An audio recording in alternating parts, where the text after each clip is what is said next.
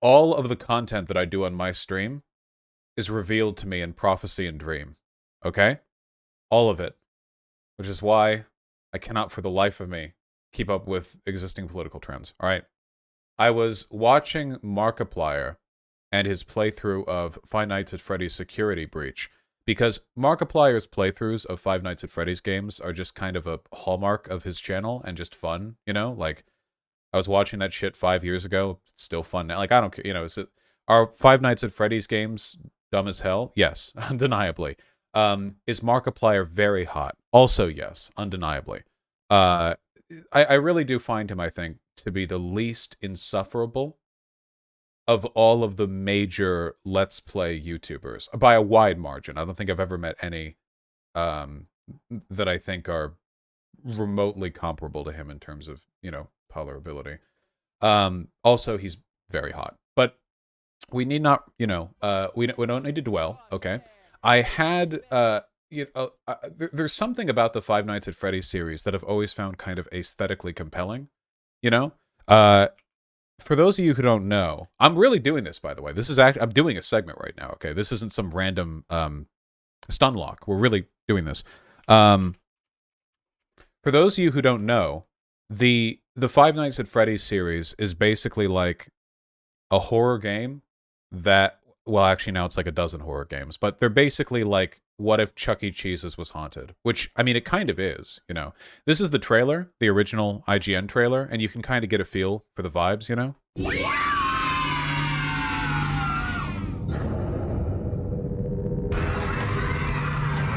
And like immediately you can see what the vibes are. The games are basically, you're there during the nighttime, the animatronics are haunted, they wander around, and you have to not die. Simple stuff. It's a little freaky little...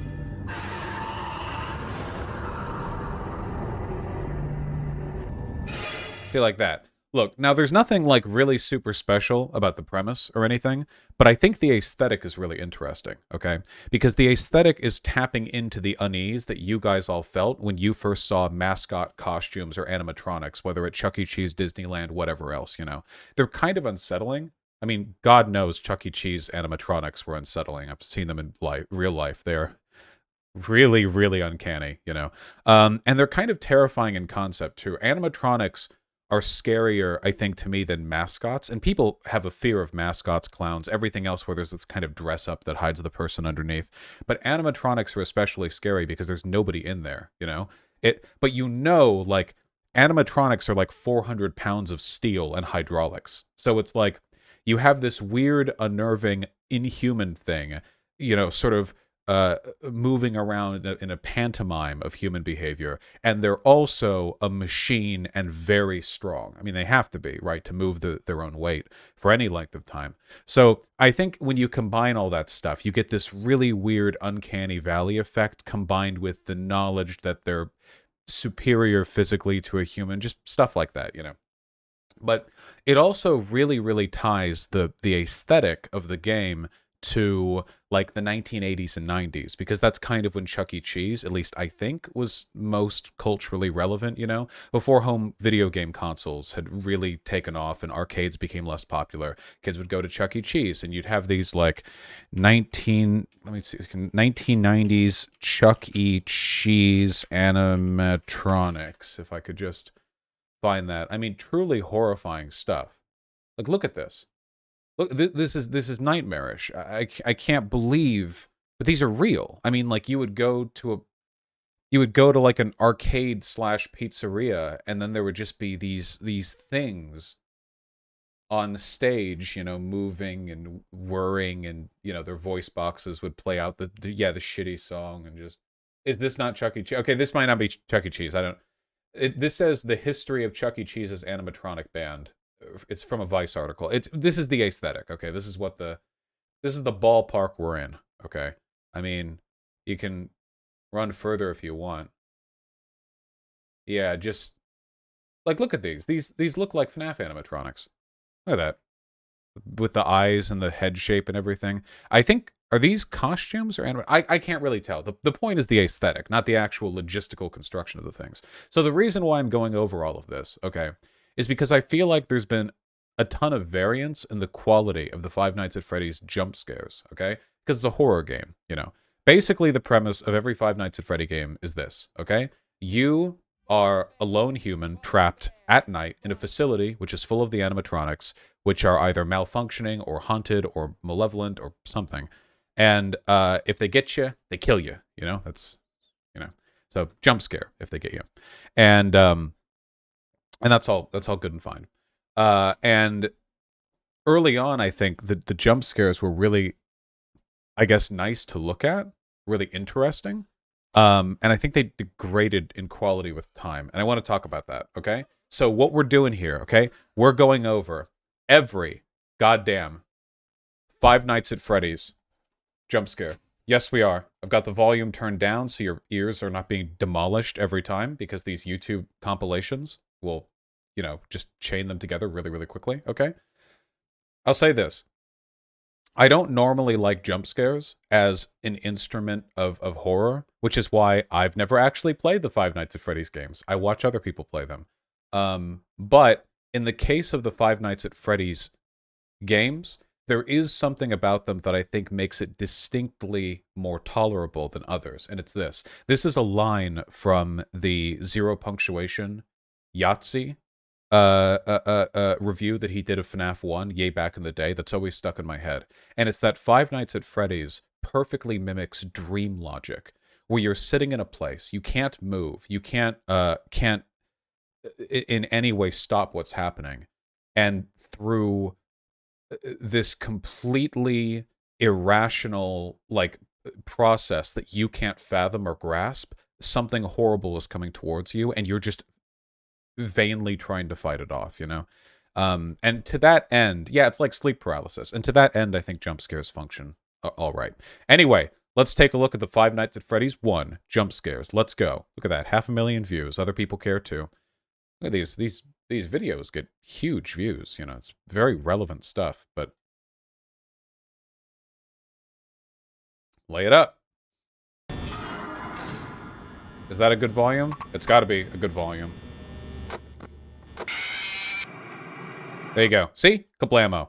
The early Five Nights at Freddy's jump scares were really, really fast. Like, immediately.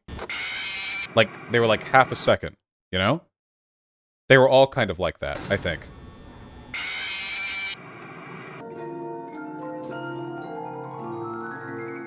Oh, wait, give it a moment. Give it a moment.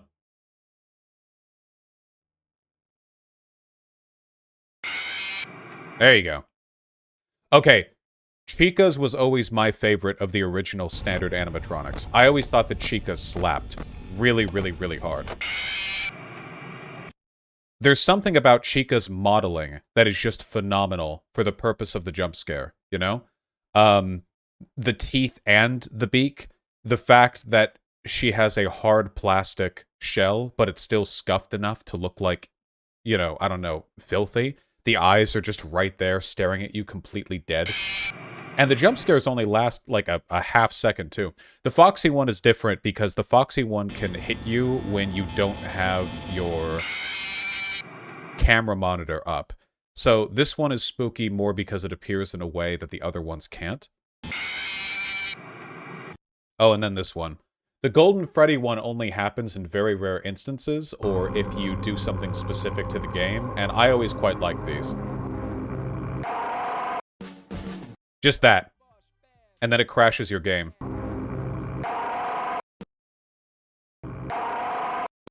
Just like that. And I always thought that was quite nice.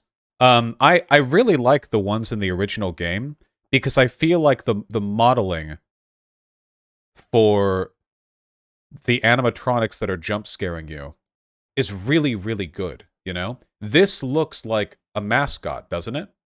You know what I mean? Well, let me see if I can turn the speed way down.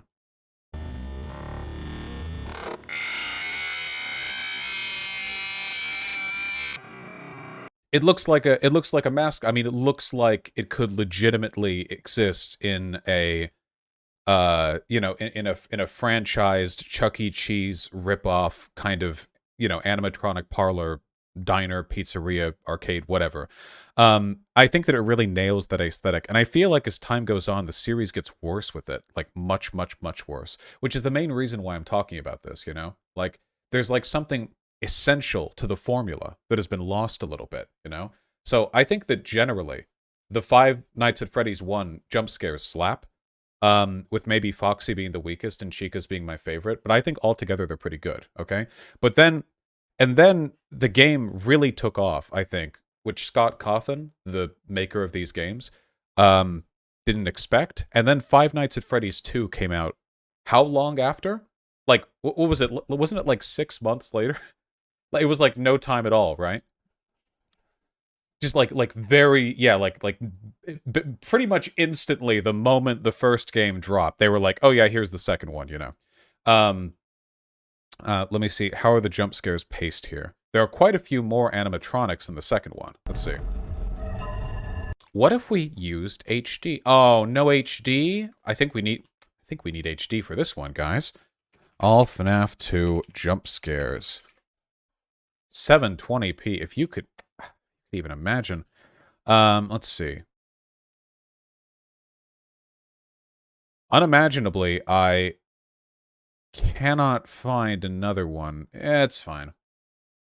Does this count as React Andy content? This is deep analysis, okay? Alright, 720p, let's go. Then this is one of the toy animatronics, so they're meant to look like... Yeah, there you go. They're meant to look more like hard plastic shells, less kind of like the furry, textured animatronics from the first ones. Which I think the aesthetic looks fine, but I think that the jump scare itself doesn't have as much weight to it, you know? It just sort of... There's just like a little bit of head wiggle as it shows up, and you have that noise. I don't think the noise is quite as good either. This wah, as opposed to the high-pitched scream from the first one. There's just not much movement that sells it. Also, the face isn't shrouded in shadow at all. You know, it looks almost like it's a 3D model in a stage lit environment, if that makes any sense. You know. Well, now we get Toy Bonnie, which is, you know, like same effect. Now, I really hate these, okay? These animatronics jump at you, but it looks like... These animatronics are supposed to be like 400 pounds. But it just floats towards you? Yeah, like they're on rails, or a cable suspended from the ceiling. Look at that. It's just like this perfectly smooth glide, like it's just growing larger in front of you. There are other ones like that. There's Toy Chica. I like Toy Chica's model. She takes off the beak.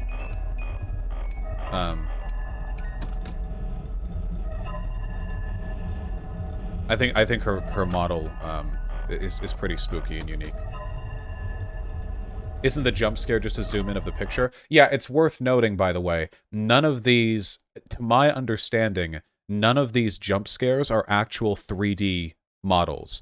They're pre-rendered cinematics that are made in 2D with like special tools, but they're not like a 3D model. So when you see something that doesn't rotate, it is literally like a picture expanding. I think it's a way of... Well, I don't know much about the technical specifics, but they're not really 3D models. Not at least at this point in the series. This one's a little bit better, I think, because at least it looks... It's not like gliding towards you. Maybe it is. No, there's a tilt. See, there's a tilt right there. See that? That's a critical difference. There's a critical difference there. The lean of the head, I think. Yeah, I saw that, Sanderhall. Fucking sucks. There's more weight to that movement. And then here we have Balloon Boy. Can Balloon Boy even scare you? I don't remember that. Doesn't he just show up? Or he just, like, stands there, right? Yeah, he just... Yeah, that's not a jump scare, really. Just sort of an event, you know. Okay. Then we have the old animatronics, which are meant to be like withered, worn down variants of the original 4. I'm not even going to bother explaining all the lore, by the way. I think that these models are quite nice. I think these ones look pretty good in terms of how intimidating and frightening they are. Like, look at how much larger he is than you as well.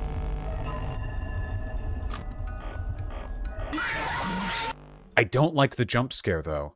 It's just the jaw rotating up and down. He zips in from the side. Like, look, he just magically, he doesn't like lean in. He pans in from the side and does a loop with his jaw rotating before it freezes on the last frame and it cuts to static. As an aside, I really don't like how when you're about to die to an animatronic in these games, they show up in front of you and the light does this flickering. By the time this happens, you're already dead. This right here, your death is now inevitable. Right here.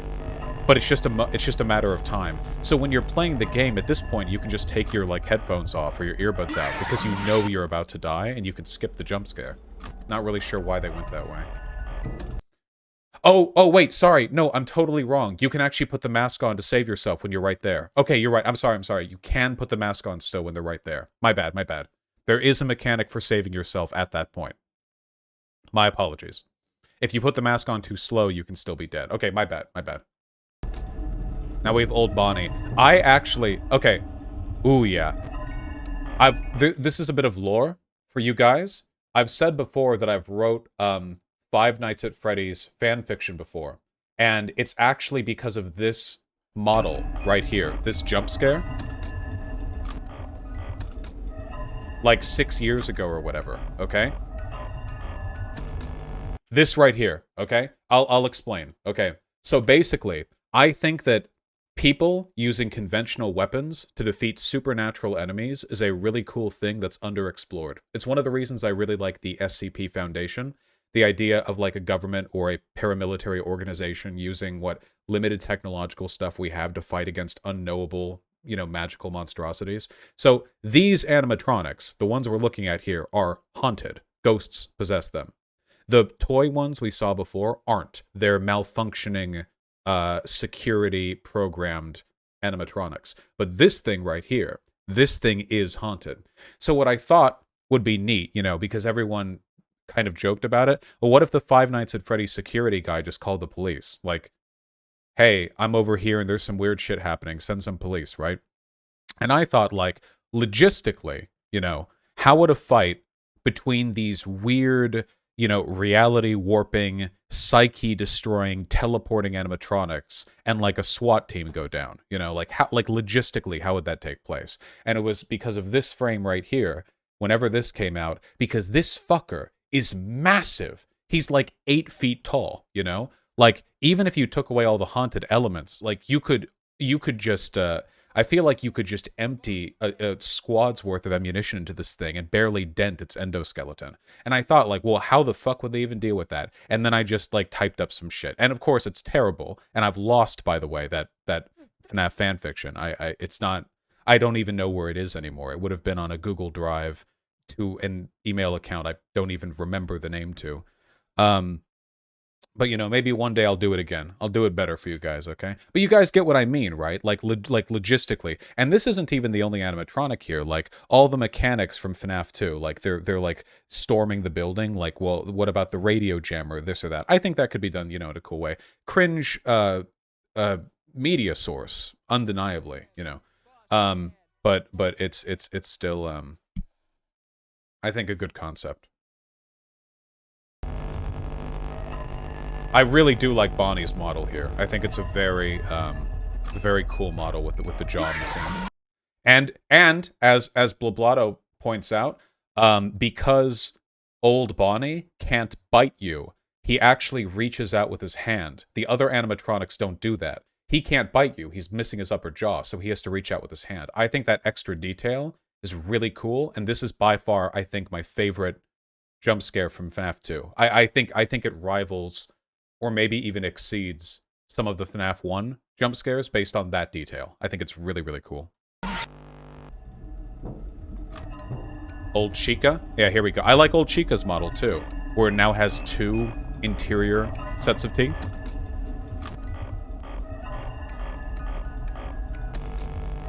She just T-poses right here with no hands, you know? Classic.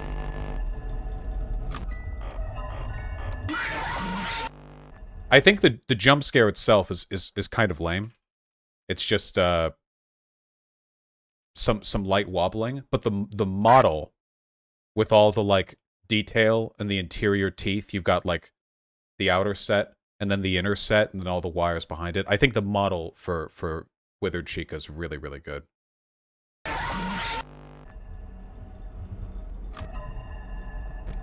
I'm surprised by how many people stuck around in the stream, by the way. We're only on the 2nd game, but I like talking about this stuff.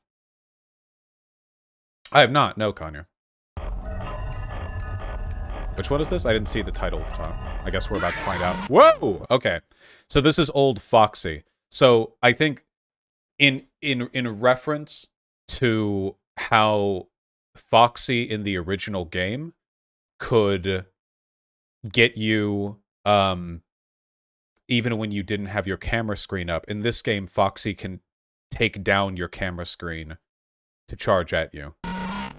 So Foxy just kind of does the jump at you thing, but I think it's a little bit better in his case for a few reasons. There are a few things I think that make this a lot better, significantly better than the toy, jump scares. So here we go. First of all, Foxy charges at you from the hallway behind. Foxy isn't just standing in the room in front of you and then jumps at you. He's charging at you as fast as he can from down the hallway, which means that this direct, straightforward, basically horizontal leap actually makes sense perfectly. This is 400 pounds of sharp metal colliding with you at like 25 miles an hour, which, yeah, get here. Goodbye. The model, I think, looks great with the 2 visible sets of teeth. Yeah, I really like this one as well. Quite fond of this one. Oh, here's Mangle, which is kind of which is Toy Foxy, and she has a very odd aesthetic where she's this, mangled bunch of twisted wire and cable. She emits a signal jammer. Yeah, there. See, she's up there, up top.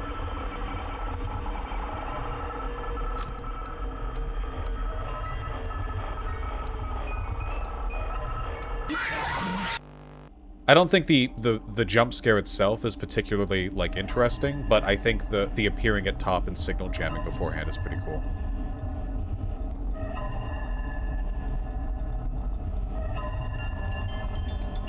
Here we go. Oh yes, I'm blocking the bottom right vent. My apologerinos.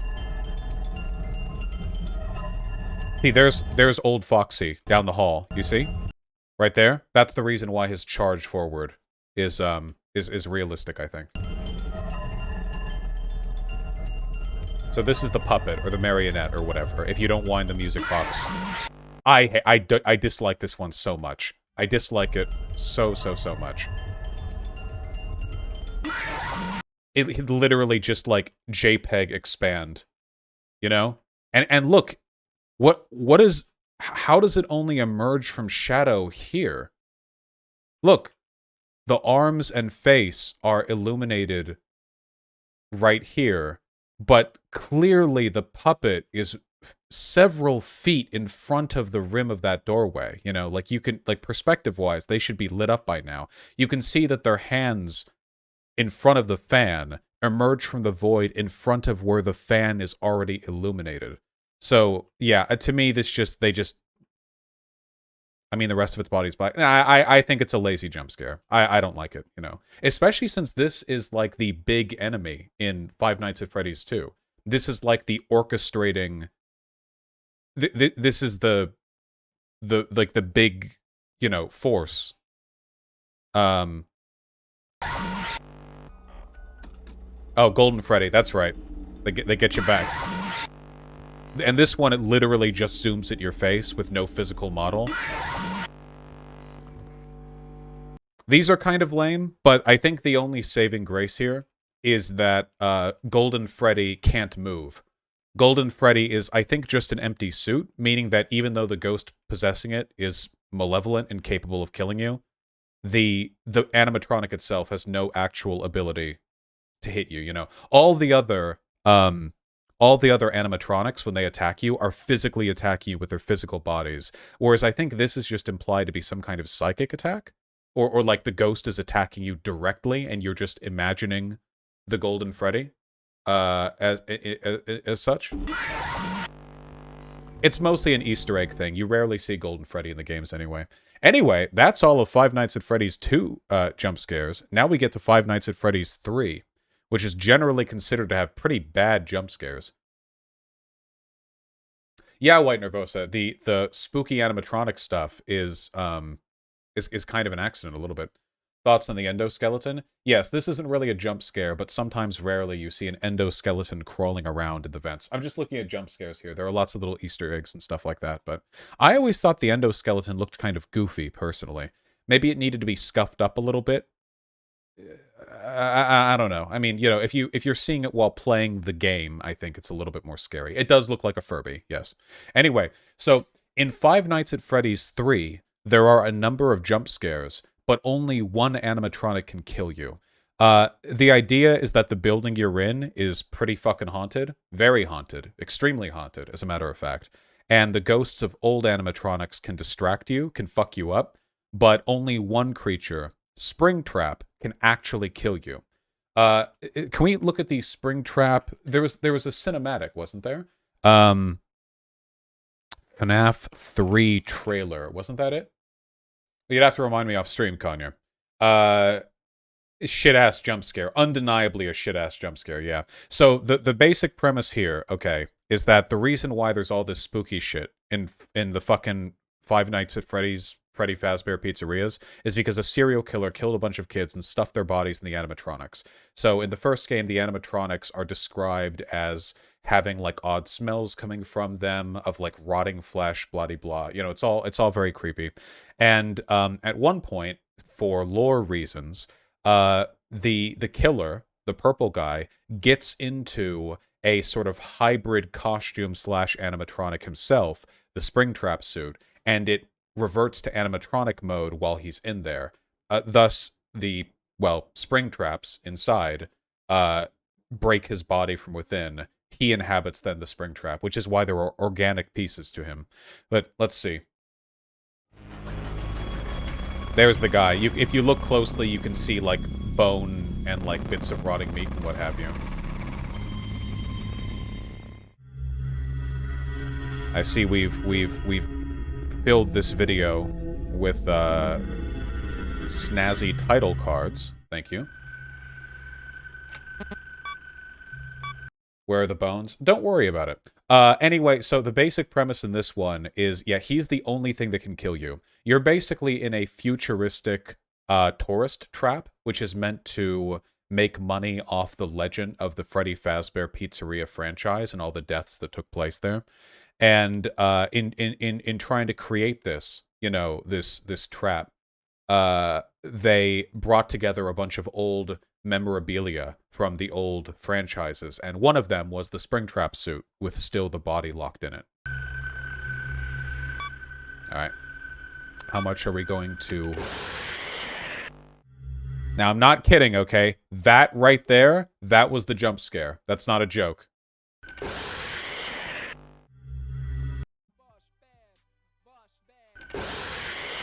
Seriously. Not kidding. That's actually it. There are 3 variants of it, I think, and they're all basically that bad. So, the only point worth noting here... Look, you can see it... Yeah. The only point worth noting here, I think, is the fact that I don't think Springtrap can actually open his jaws for the reason that killed him. But, like, he does nothing here. He leans in. Like, he doesn't even reach an arm up.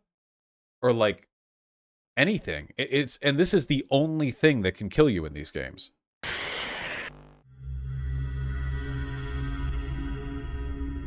I mean, there is this rare screen. Sure, but it's not in the game. Also, this is quite creepy. Yeah. Why doesn't he come at you like this? There's the bent skull inside of the head mount. This is, I think, significantly, you know, you can see like which bits are organic and which bits are metal.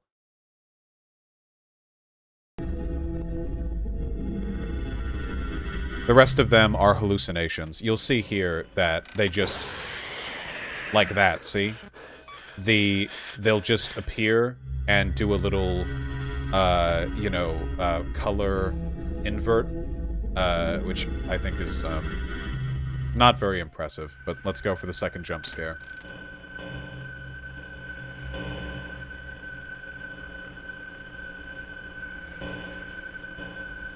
Oh, you saw that? He walked past.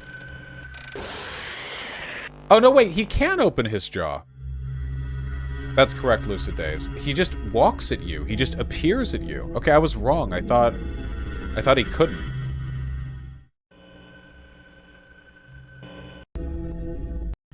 You have...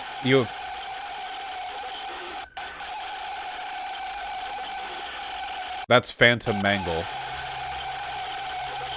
Where's the third...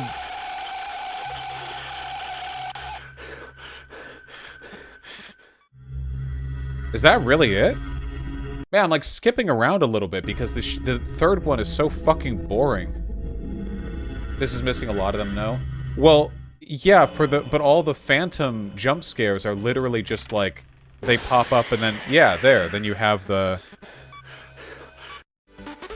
Yeah, wow, okay. Cringe, yeah. Just, man, I didn't remember them being that lacking. Yeah. Well, don't worry, guys. Five Nights at Freddy's 4 represents a huge step up in the quality of the jump scares. Big step up. I think in 4, they actually started building the animatronics in 3D, which means that it's a lot easier to model them and have like significant movement around rather than having to like redo a bunch of 2D drawings and such. So the premise of Five Nights at Freddy's 4, and I could be a bit weak on my lore here, but all the animatronics that we're about to see aren't real. You're playing out a nightmare. Remember how I said that there's a kind of dream logic to the games? In 4, you're literally having a nightmare. I think it's like you're one of the kids who was injured at the Freddy Fazbear's Pizzeria, and you're in a coma, and you're living out the terrors as that took place like right before, you were injured by the animatronics. They're always 3D pre-rendered. They never been drawings. Wasn't there something changed about the 4? Oh, whatever.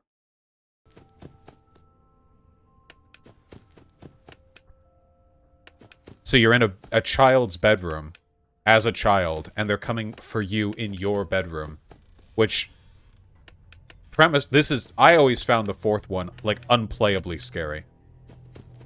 So because we're talking about a nightmare, they go full tilt with the redesigning all of the animatronics to look like the most exaggerated horror a child could imagine. And I think the mechanics of this played out pretty well, at least watching other people play.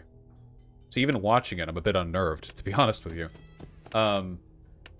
Now, because they go for a totally different aesthetic in these, that does mean you don't really have the, like, kind of unnerving, animatronic, what would you say, Uncanny Valley effect. It's not really an Uncanny Valley effect in the 4th one. Oh!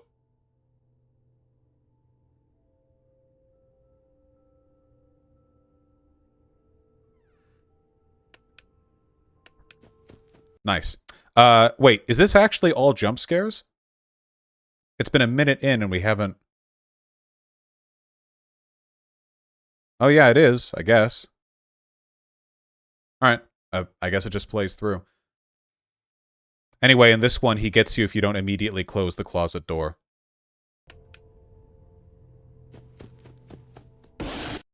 I think the model's quite nice, too. I mean, look at that. That looks pretty frightening, I'd say.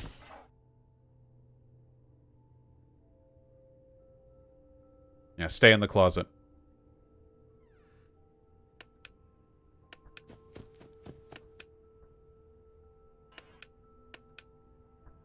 So is this all cut together to give the impression that it's part of one playthrough? Oh! Well, there's the cupcake. There were also even more nightmarish versions of the models you see. Yeah, I don't think this is a good video for this. I think we need something a little bit more direct. All FNAF for jump scares. We need something more direct than this. So this is 6 minutes 53. So we need something else. All jump scare animatronic. Here we go. This is better. Let's go with this.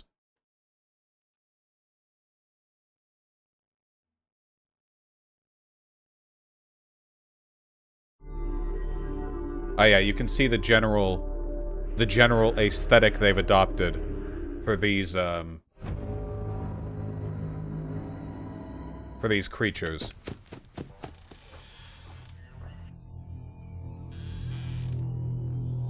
Gonna get you.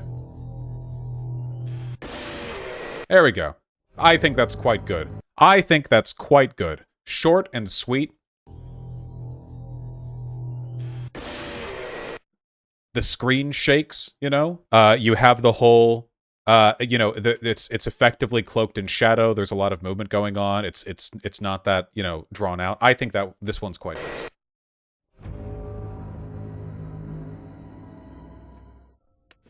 Nightmare Chica always got me. Her massive teeth. It's like 3 teeth now.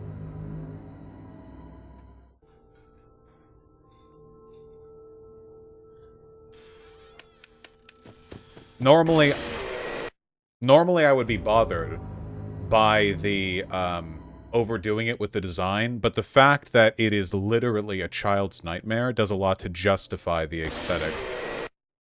That one was a little weaker, I think.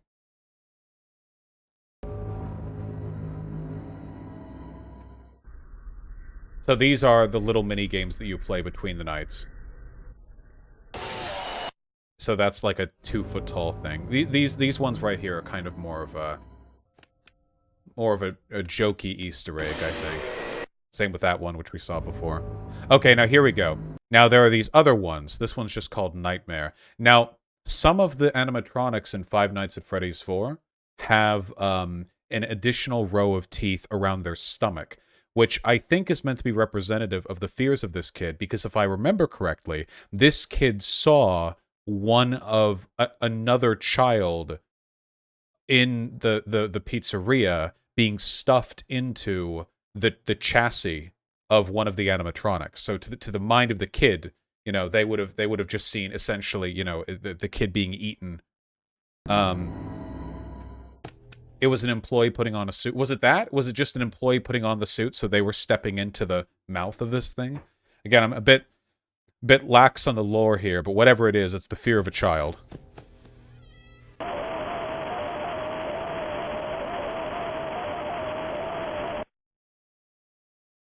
Now this could be like a bias on my part. I actually like these, you know?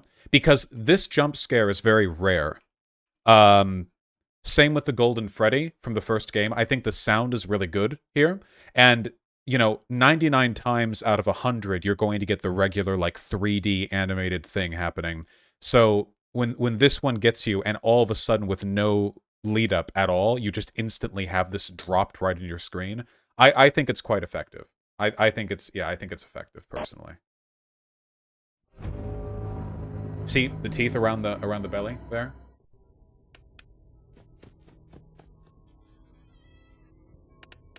Oh. They also came out with Halloween variants, which is why we have the jack-o'-lantern. Now, Halloween variants are kind of goofy, but unironically, the modeling for this is pretty good, I think. The fact that one of the eye sockets is destroyed completely all the way back through, the fact that the light is coming from inside the animatronic rather than outside of it, which means they can play a little more around with the shadows. I think that's pretty cool. Jack O. Chica. Stupid names, though.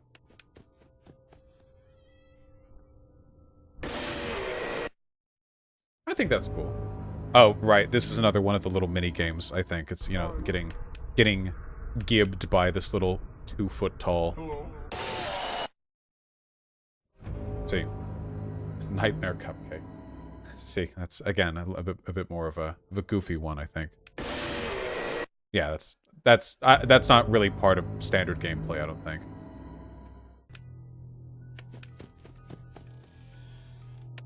Oh.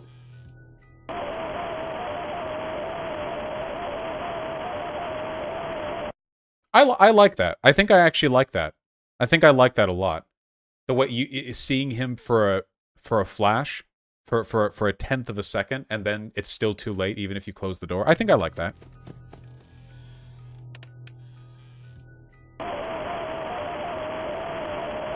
Again, I think I just have a bias towards the spook of the JPEG. Oh right, Mangle, I forgot. Yeah, that's second of Powerless Sphere. Not enough time to know what's coming, though. I feel like this wastes Mangle's design a lot. You know what I mean? Like, Mangle has so much going on, but because their face and their sort of side effects are all equally well lit, it kind of makes this busy, don't you think? Like, if you kind of like squint your eyes a little bit, this just kind of looks like a big mess of pink and metal happening, you know. I think if they turned down the brightness on some bits behind her face or had more strategic lighting, I think it could have been a bit more impactful, you know. Let the imagination fill in what's killing you. Ah.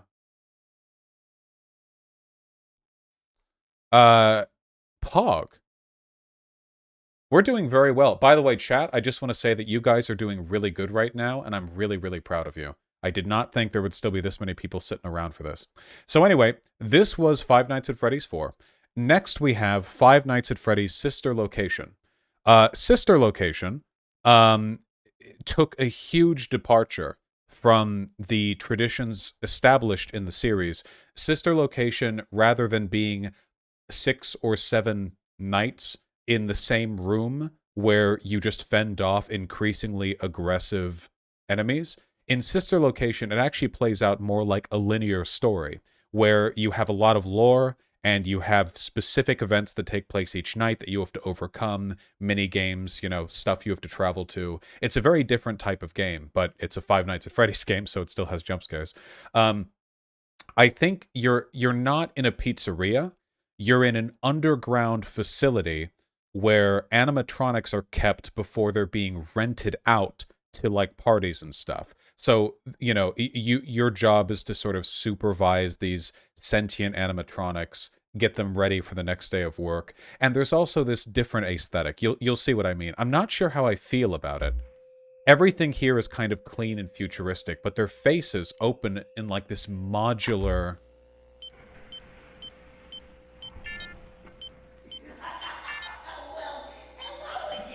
There's also a lot more talking. Okay, I talked over that myself. Here you go.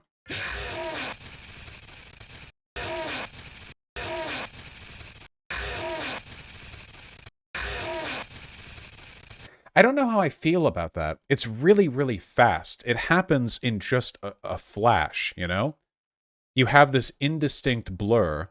Then you have the sister location, Freddy, whose face peels open really quickly. Look at that. It's in one frame. It goes from fully assembled to essentially fully disassembled. And then the interior plates come off. And then you have this sort of cable. The thing that bothers me about this is that I don't find the interiors that creepy. this could be a personal bias thing, but in going in this direction, we have completely abandoned the original horror aesthetic, which was about that, you know, the sort of creepy, uncanny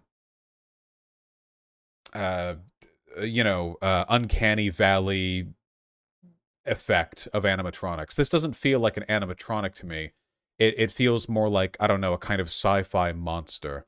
Oh yes, the reason why they're like this is because these animatronics were built to kidnap children. So they open up and, kidnap them and crap. Anyway, we'll see. Just giving my general thoughts.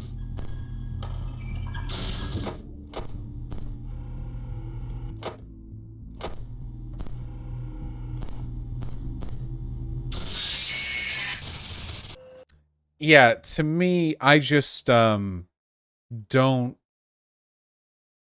find that, it's just kind of goofy.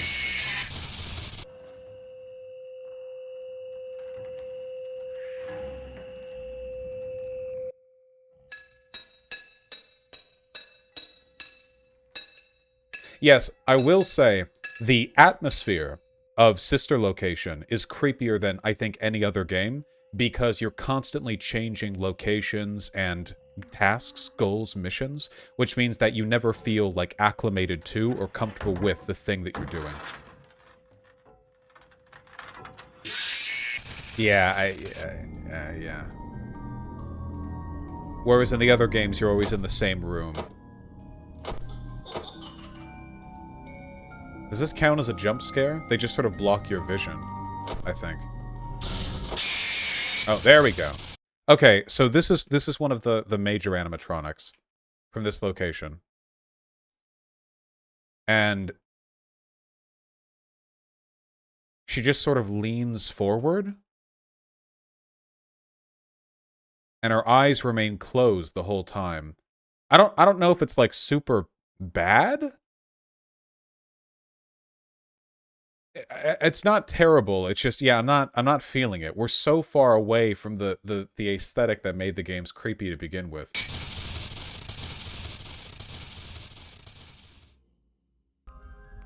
She does have big tits. That is true.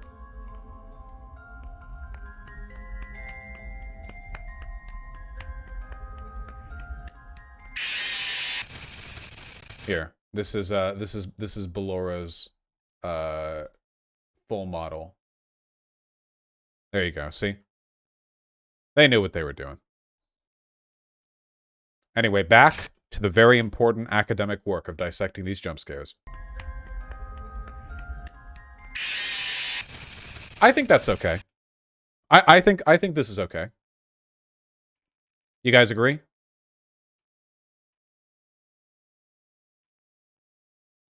The insides here look a lot creepier, I think. Sharper, less sort of like playtime pull apart. Yeah, here, see, it's Ballora. You can barely tell because of how quickly the thing comes open. But her eyes open this time. At least it happens quickly. Yes, it gives off the appearance of human muscles, I think. Oh, I will agree. The sound effects for the jump scares in Sister Location are not great. Every game has its own sound effect for the jump scare, and this one is just, like it literally just sounds like a girl screaming, which is thematically appropriate, but yeah. They're literally just reeing. Don't like this one. Don't like it at all. Really leaning into the whole, like, their face can open up thing. Oh, here's Mangle.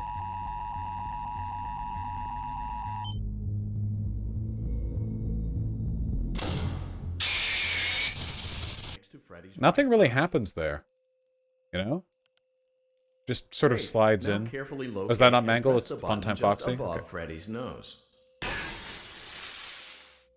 Oh, this is what I mean. Oh, that's Lolbit? My apologies. This is what I mean, by the way, about the scarier atmosphere, okay? So in this, you are opening up sort of Freddy's facial, plate to edit and improve some stuff. You're fixing Freddy, essentially. And it's quite creepy. Press the button just above Freddy's nose.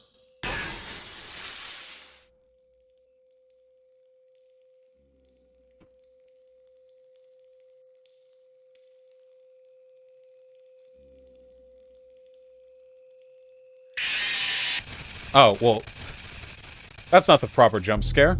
If you fuck up there, Freddy gets you. What the fuck are you doing? I think this game had better suspenseful horror and less good jump scares. I think I agree with that. Yeah, I don't care for that either.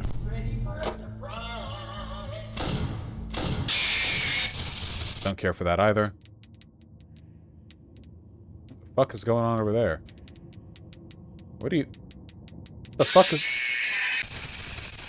Before you can retrieve me, enter the code carefully. 7.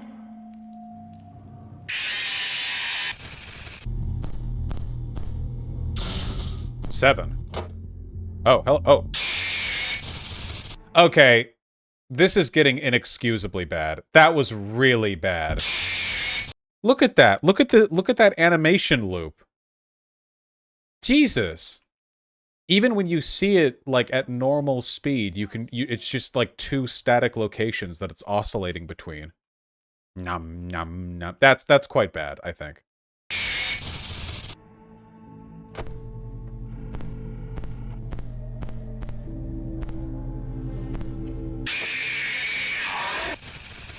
Why is that one so much longer? That's Ennard, right? I think Ennard is one of the big bads in this one.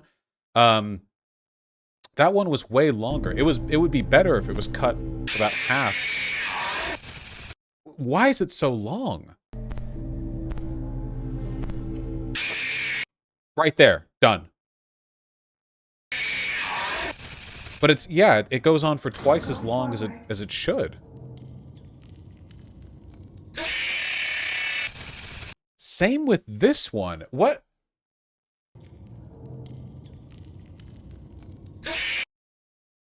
Shake a bit? Camera shake? Done. Like this, right here. But instead, it gives you enough time to see the model and see... Is the speed correct? Yeah. There's some very clear errors here. Like, they could fix up a lot of this stuff just with a bit of screen shake, different light placement. That's a little better, I guess? Yeah, that's just... they're lore mini-games, don't worry. Maybe they're trying to show off the 3D models. The critical problem here, and this is the issue with, like, all horror games, is that the less you show, the scarier it is, okay? But Scott Cawthon puts a lot of effort into 3D modeling all these animatronics, so he has different... There's an incentive for him to show them off properly, when in reality, you want to show them off as little as possible. You want them to be sparingly visible. In the first Five Nights at Freddy's, when you're flitting around on the camera trying to, like, keep everything in order, you know, you barely see the animatronics. You see, you know, their silhouette for a half second. Not even a half second. You see, like, a flash of them in a room as you quickly change camera. Just very, very quickly you flip between them. The more you linger on them, especially in these lighting conditions. I mean...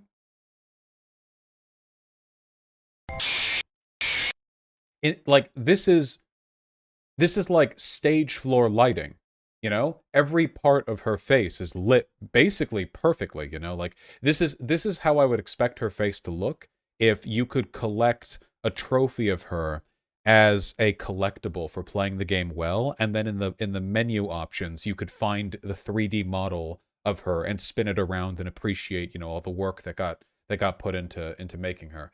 But I would not expect this for the game's fucking jump scares. I do like her model, don't get me wrong. Scott Cawthon... Okay, this is the butter jump scare, it's not. Exotic butters. Thank you. That's a joke, obviously. You know, I am very rarely put off by the 3D models of the jump scare animatronics themselves, you know? No, I agree, Conyer. Yeah, a little bit of camera shake would go a long way towards giving the impression that these characters are actually touching you. Which was the character in Five Nights at Freddy's was it 2 or 4 that had a ton of camera shake? I think it was in 4. It was in the left-hand bedroom door, and it jumped out. And those, like, in Five Nights at Freddy's 4, when you got jump scared, I felt like that kid was dying as the jump scare was taking place. You know, not just that the the animatronic was posing in front of them for a second before things faded to static. Anyway, there are yet more to go, with some variances in quality. So this is Ultimate Custom Night. It was a kind of a bonus game that was released to allow you to fight off every single animatronic in existence all at once, which is great, you know? And it contained a bunch of jump scares that are not present in other games. Oh, we're missing 2 games. We're not skipping. Oh, wait, was Pizzeria Simulator before this? I thought this was before Pizza. Okay, that was my bad. That was my bad. Hold on. I thought it was this, then Pizzeria Simulator, then VR, then okay, yeah. All FNAF Pizzeria Simulator jump scares. Is that FNAF 6? FNAF 6. Okay, here we go. I actually really liked Pizzeria Simulator, by the way. I thought that was a good one.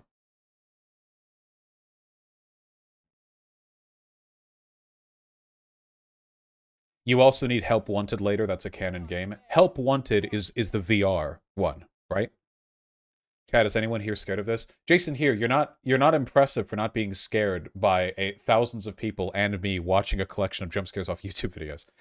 The horror is the jump scares punctuating, you know, an immersive experience. We're rating it as an artiste, a wee, okay? Okay, gotcha, Jason. Here, I love you.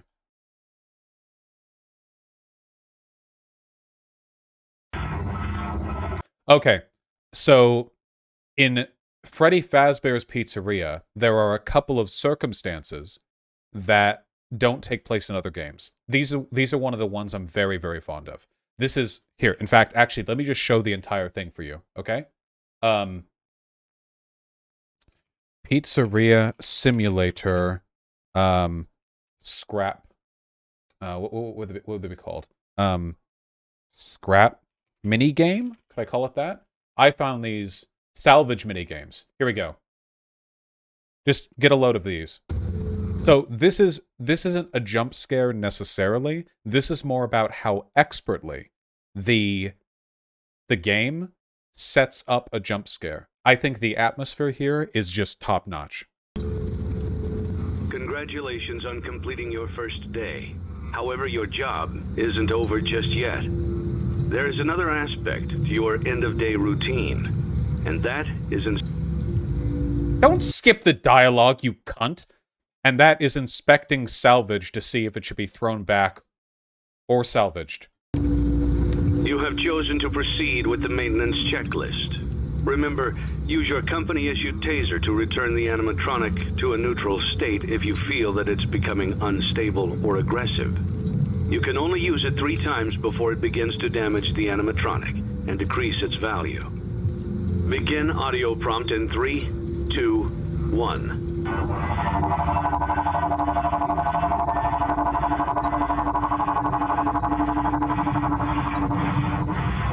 Document results.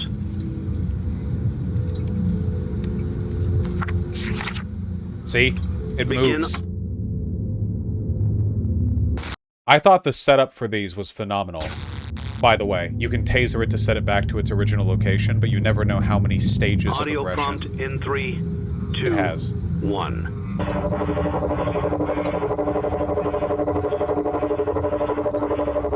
Anyway, I just think this is a Logical Pretzels, you're the only one being annoying here. Hold on. No Christmas for you. Take a day break. It's like the 20th complaint. Holy shit.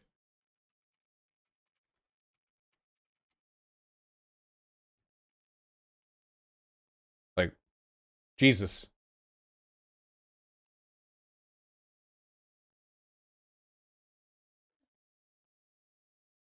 Jesus Christ. FNAF is dumb. FNAF is dumb. Never took Vaush for a FNAF fan. FNAF doesn't make sense. We get it. How does this direct titillate you whatsoever? I think FNAF is for kids. FNAF is Squidward creepypasta level. Vaush, Soy Hammer. Show Bloodborne lore videos instead. Anything but this. Don't find FNAF creepy. It's all you've been talking about. Oh my god. Anyway. The Christmas spirit is letting people enjoy things. Now we go back to the jump scares. So I turn the volume down. Document results. Not the best.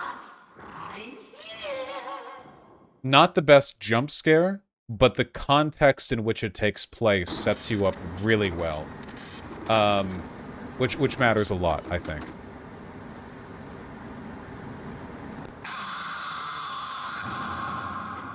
So this, I just don't understand. I don't understand. It's like 3 frames of movement, and then it pauses at the end for like a quarter second. Like, I don't get it. Why not cut it short? I don't understand. The quality of the jump scares has definitely gone down, which is a shame. Like, look at that. There's the spring trap over again. Like, look at how much, in my opinion at least, look at how much scarier this is. In my opinion, this is masterfully crafted right here. This image right here is stellar. Horror image construction. It's I legitimately, huh? You done fight still? Yeah. I legitimately feel like it's like the mastery that it took to produce this, I actually think indicates real talent. Not just like making good fun kid games or whatever, but actual genuine proficiency for making things look scary. It's so obvious to me that Scott Cawthon has an incredible understanding of how to make horrifying still images, but he struggles sometimes, I think, on implementing it in motion.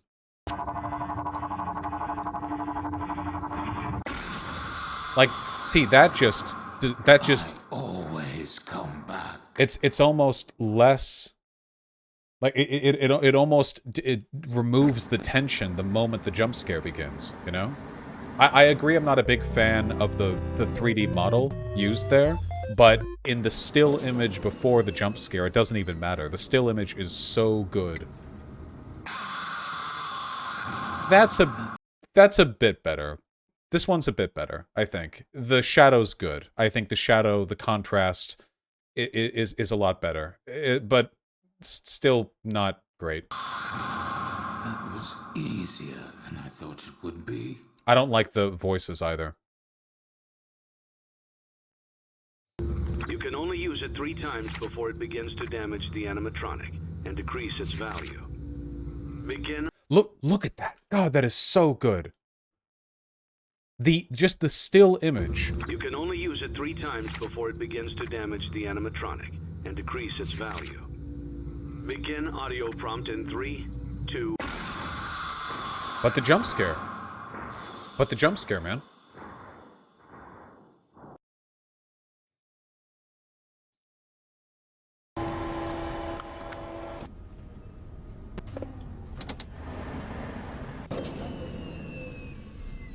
Yeah. Like, this is almost a joke. Look at that. Like, look at that. I'm offended. Look at that. I'm trying to find the frame. Okay. Okay, okay. So you're turning around, and then somehow this 8-foot-tall animatronic in one frame goes from being 2 feet tall to nearly your height. Then in 3 frames, 1, 2, 3, and this is at, I think, 60 FPS, is now standing level, and then he leans in, opens his mouth, and just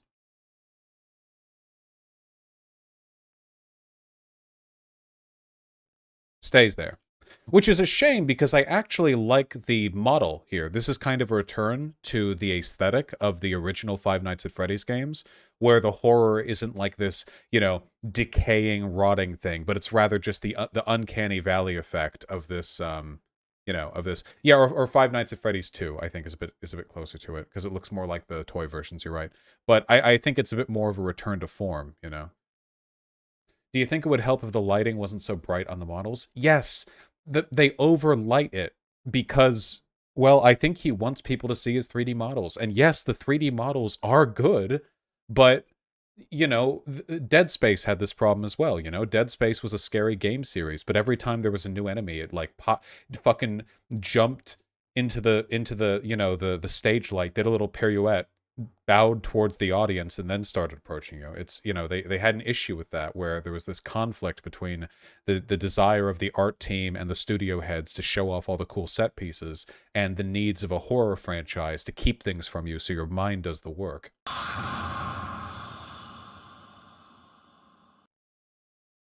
Yes, FNAF 4 did a great job of really showcasing the models, but not having them be overly well lit.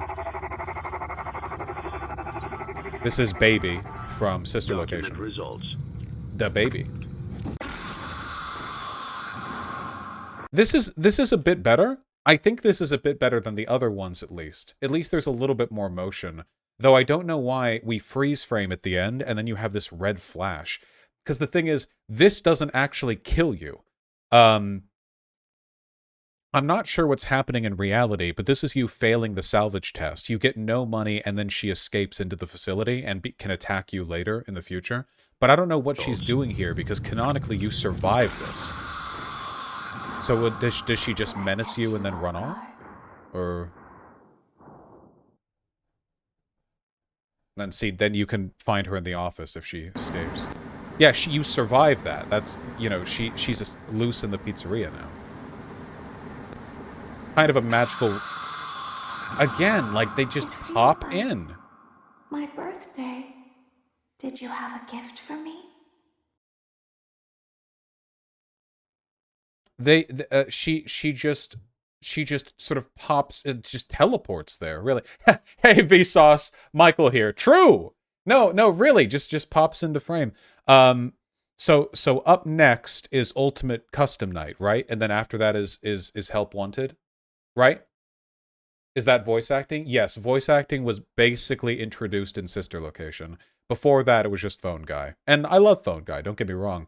Anyway, in Ultimate Custom Night, you see, well, you see basically every animatronic. I'll show you what I mean. Thanks, Freddy.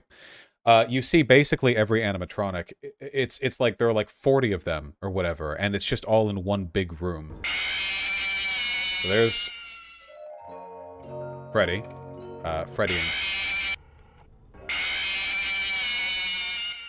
But look at this. I think this is actually really indicative of the degradation of the series' quality. See, this is basically the original 3D Chica model, but they doubled the length of the jump scare. That is essentially the same jump scare as in Five Nights at Freddy's 1, but they doubled its length and then did that freeze frame at the end. Why? Why? Why that? Why? Okay, okay, this is just noise. This is just noise. These are all cut so close together because there are so many jump scares in here. Why double the length? And then this is just unreadable. This is just, yeah, this is just like a freak out. And everything has a voice line now. It's not my fault. I have these fat plastic fingers and can't press the buttons. I'm sorry, they're all gonna have a voice line after.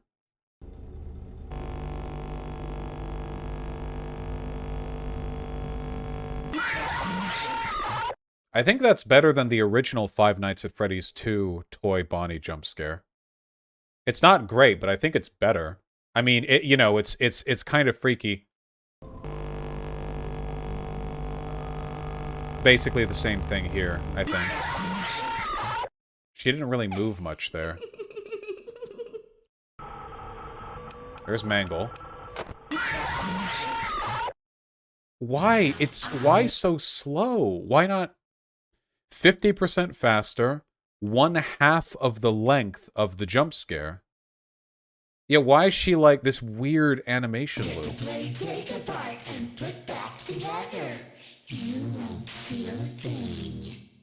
Oh yeah, the lore of this game, of Ultimate Custom Night, is that you are the serial killer, the purple guy, the guy who died in Springtrap, and you're in hell. That's actually the lore. You're in hell, and you're reliving the terror, you know, over and over again. So so most of the animatronics will taunt you after they kill you, because it's just spirits tormenting you essentially. So that's literally what is happening here, you know. Oh wait, sorry, you're not in hell. One of the spirits won't move on and keeps you in purgatory. Is that the puppet or baby? Which one keeps you in purgatory? Living this out over and over. Oh, it's the golden Freddy? Okay, the golden Freddy. Gotcha. Oh, some people are saying puppet. Look, there's a lot, okay? Listen, let's just go with golden Freddy, okay? Jesus, that's just noise. I never thought I'd make it through that vent, but now we are together. I do kind of like the warble voice, even if I hate the voice acting in general. Oh, there's Withered Bonnie. Man, they literally had the 3D model from the original jump scare, which included the hand that reached out because he can't bite you. And now he just leans in. They had a good thing, and they just took it away.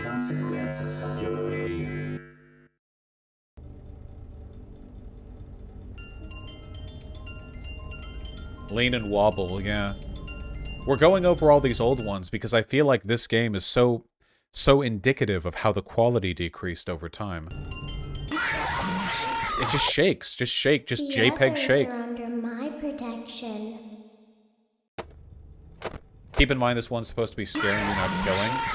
Okay, look, in this, Golden Freddy doesn't even zoom at you.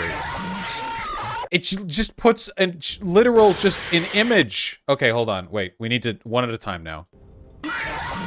Literally JPEG. Literally just a JPEG. But then, weirdly, the next one is the best Springtrap jump scare. I unironically think this is better. You can see the meat underneath. See, that's a jaw. That's a rotting jaw. This is better than the other ones. We still have that freeze frame at the end, and it's too long. But oh, hello. Hi. Hello.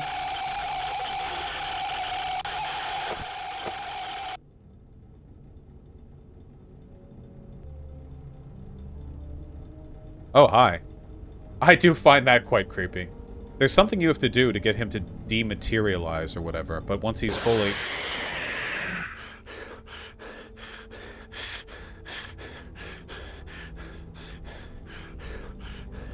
I find the slowly appearing image scarier than the jump scare itself. That's good. That looked good.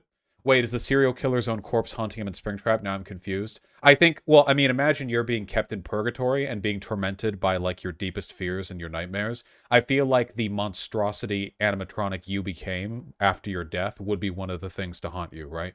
You know? So, yeah, so it's not really him, I think it's just, yeah. That's good. Yeah. I have always been hiding in your shadow. Cheesy. That's kind of noisy.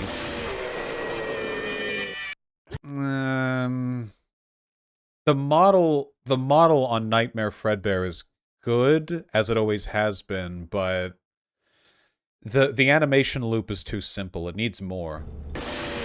See, it's too simple, I think. See how many times you can be pulled apart. Thanks. Nightmare. This is gonna be the... That's fine.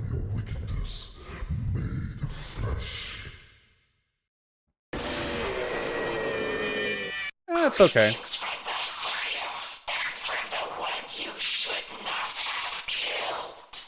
I think the animatronics from FNAF 4 are really being saved here by the high-quality modeling and the fact that their animation rigs have much more mobility than the other ones, you know? It seems like the FNAF 4 animatronics were given, like, the ability to do much more with their jaws because it's all broken apart and nightmarish, whereas a lot of the other ones can just open and close their eyes and sort of have the hinge mouth, which it's harder to work with, I think. So I don't think the jump scares for them are better, really. I think I'm just looking at better modeling. Literally just a fucking blurry JPEG. Same.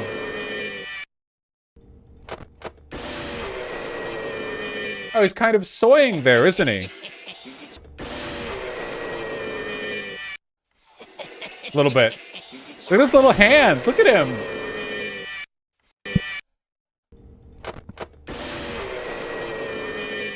I like that. I like that. You're not so big. Just a bite-sized morsel. Old man consequences. You have to catch a fish, right?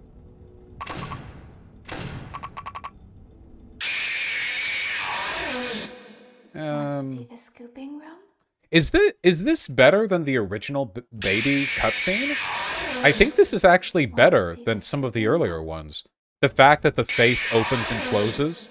Want to see the scooping room? I think it might be a bit better. I think.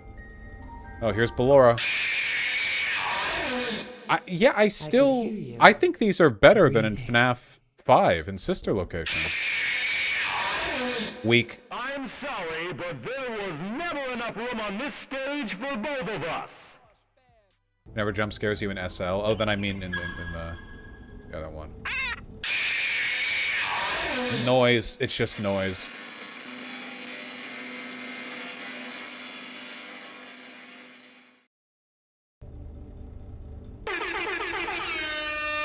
I'm fine with that. Okay, so that was Happy Frog right there. So a couple of the animatronics that we're about to see are ones that were made for the Pizzeria simulator, which is the one that we just saw. And my problem with these is that they basically just made some other animatronics, just sort of like generic, like this, but they never made them scary. This, to me, doesn't look like a horror game's version of an animatronic. It looks just like an animatronic. I don't actually find the model for the thing off-putting. Like, obviously, you know, it's yelling at you, and that's bad, I guess, but like nothing about the 3D model comes off as frightening to me. Whereas the original four, Foxy, Bonnie, Freddy, and Chica, are absolutely quite frightening to look at, you know. Even when they're not doing anything scary. They're not really supposed to be scary. I know, I'm talking about the jump scares, you know. And these, I don't think, have good models for them. It just looks like it's sort of dancing. Move over, Freddy Fazbear. Happy Frog is the new star of the show. Yeah, fan game characters a bit. Same with this one. My friend, you have met a terrible, Here we terrible go. demise. But, you know, I don't feel too bad about it. After all, if it weren't from me, it would have just been from someone else, you know? Oh, I that's guess what what I I'm mean. trying to say is life goes on. Well, for everyone else, life goes on. Not for you. You're dead. But that's neither here nor there. It reminds me of one summer day in the park. I was having just a delightful picnic with my good friend Orville. And I said to him, Orville, I have a story. And he said to me, what's the significance of the story? And I said to him, Orville, not every story has to have significance, you know? Sometimes, sometimes... I'm not. I'm not. I'm not. You can watch it yourself. I'm skipping. Know what to do with bread. What was I saying? Oh, yes. So I bought Orville some rye bread. What a fine day it was.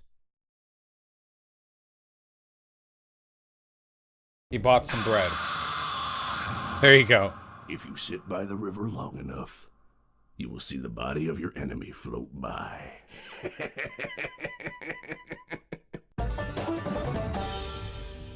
Okay.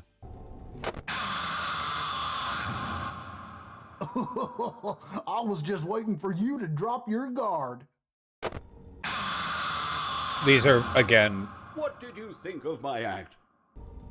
Older Please ones. deposit 5 coins. Please deposit 5 coins. Please deposit 5 coins. Please deposit 5 coins. Please deposit 5 coins. Please deposit 5 coins. Please deposit 5 coins. Please deposit. Please deposit. Please deposit. I actually think that's a really good jump scare. I think it looks good. I do. Please deposit 5 coins.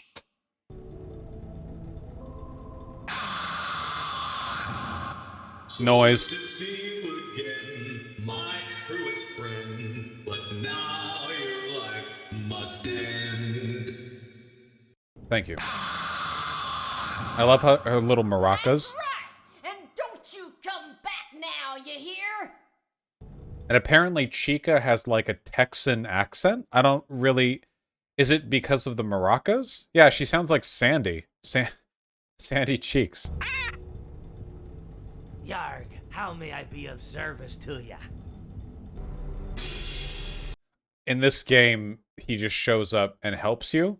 It's hard to explain. The mechanics of this game are all over the place. Watch Markiplier's thing, you know?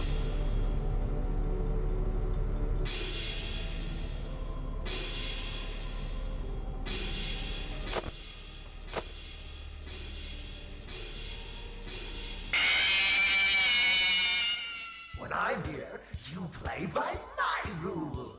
I don't like the jump scare. I don't mind the model. I actually think the model is just fine. It's not meant to move. There's nothing articulated about it. You know? Again, I don't know why it pauses like that. If it was half as long, it would be a lot better, in my opinion.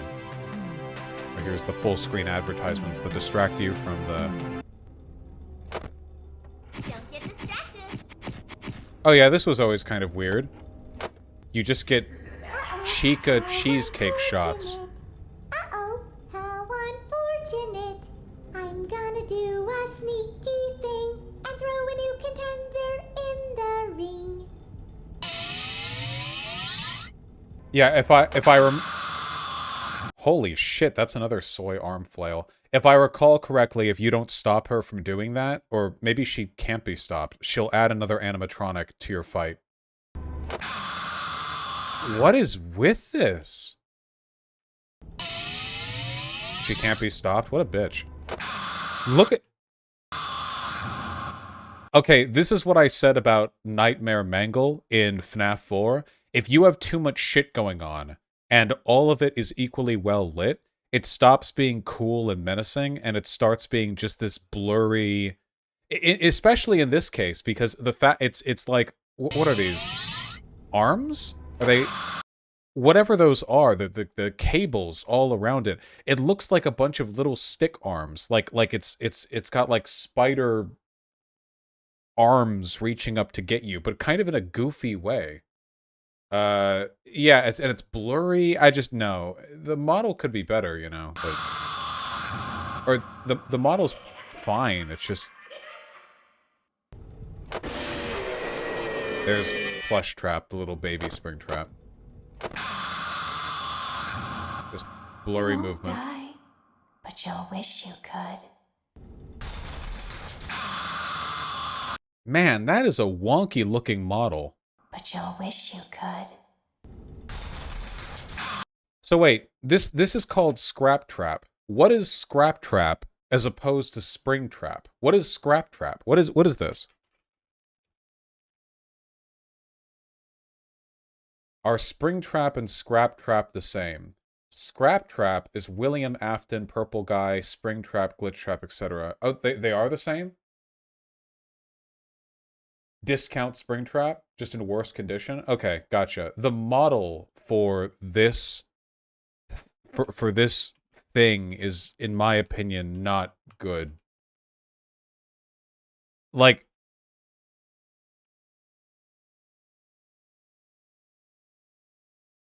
it's so blurry on every frame. Just sort of moves around and then it freezes on a blur. I always come back. There's Lefty doing a little jump. Come spend eternity inside with me.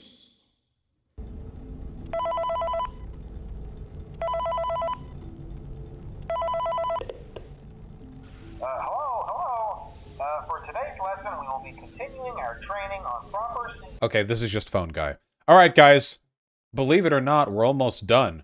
Before and after the FNAF 3 fire. It doesn't even look like a burnt version. Believe it or not, guys, we're actually getting close. I know. Now, the next game is Help Wanted, which is a VR game, which means that the jump scares are going to be different, to put it mildly. There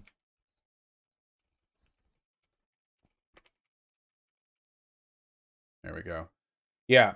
So FNAF VR Help Wanted all jump scares. Here we go. Now, you can see very quickly that because it's VR, it's a little bit difficult.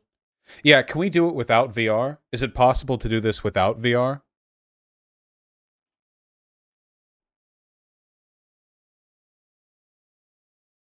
There's a non-VR version. Non-VR all jump scares. Thank the Lord. Okay, that way we don't have to deal with the movement of the head mount cam from the person playing. So this one has an actual 3D environment that you're in, as opposed to... So instantly you can see that there are some differences. So, first of all, for the first time, I think ever, we're actually dealing with 3D models. The environment you're in isn't just a big JPEG, it's actually a 3D office. And the animatronics that attack you are actual 3D objects moving around physically in the world, and when they attack you, they're moving literally physically at you. And all this has to be done because it's in VR. And in VR, of course, you can't cheat with superimposing 2D images in the same way. Why are we watching these? Because I find it fun. Yeah, they need to take into account you moving during the jump scare. Now, the problem is, and I remember this, if you look through all of this, most of them look pretty samey. The VR is what adds the horror element here, and without playing it in VR yourself, that element is obviously lost. The quality of the jump scare, see, actual 3D model.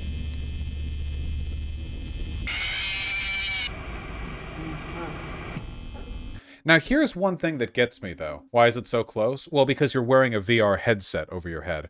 Here's the thing that gets me, though, you know? Why aren't these 3D models higher fidelity? I understand that VR headsets can only work with so much. I know that there are limited considerations there, but this looks like a PS2 era render, you know? Like, if you take a look at the original Five Nights at Freddy's 1 Bonnie model, the 3D model that was baked into the 2D animation loop, it looked quite detailed, you know? Yeah, here's a... Let me see.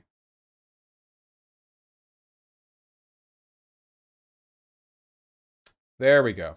See, here's him leaning in at you. Do you see what I mean?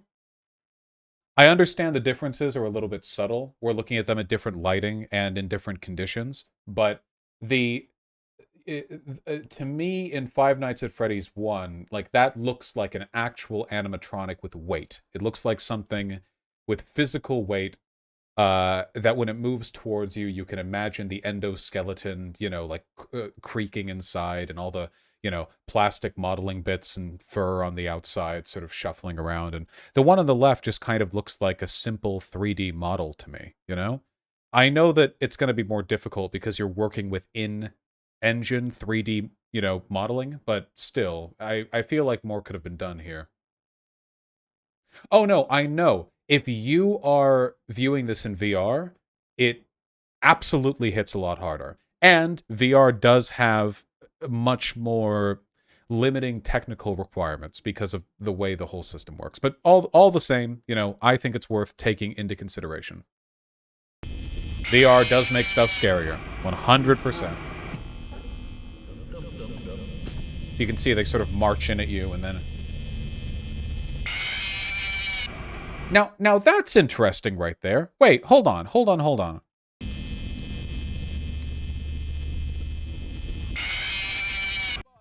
This to me doesn't look that great. That to me doesn't look that great. This though, I think this looks pretty good.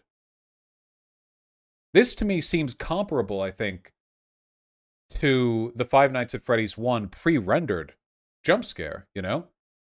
And you can see what they've done here. This is a 3D model moving, right? This is Chica moving physically in space. And then when the jump scare takes place, when it actually happens, the game blacks out the background so that you don't have to worry about perspective or her clipping into the environment, and plays the 3D jump scare in front of the black background. But here's the thing. So this right here, the Chica we're looking at, has a different 3D model. I would bet anything to this one. They don't look the same. See?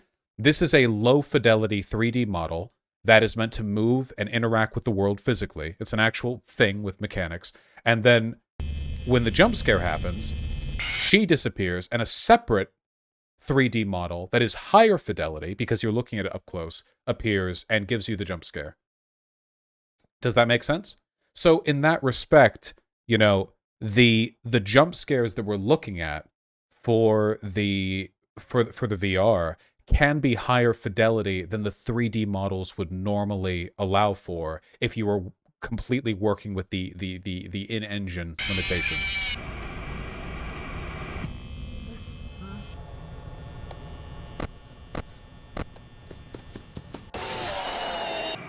Okay.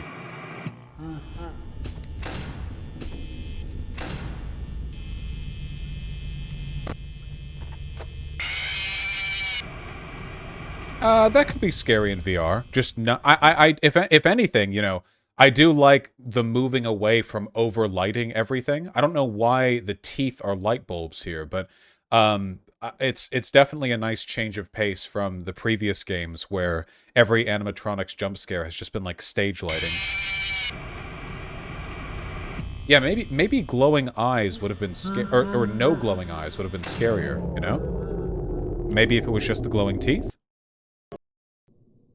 There are quite a few of these, so I'm going to see if I can move through them a bit faster. Didn't we see this? Is this different somehow?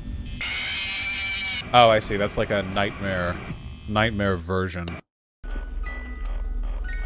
Ooh, okay, hold on. This looks very good to me. This looks very good. This would be pants-shittingly scary. Oh my god, yeah. Honestly, I don't even care that much about the jump scare. The lead up to the jump scare, that is really good. In VR, that would be devastating right there. The eyes appearing before everything else. Oh, that is really, really good. Yeah, the tension before the jump scare is what sells the jump scare. Oh, here's... Eh.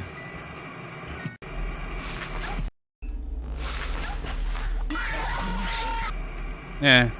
The lead-up is what sells it.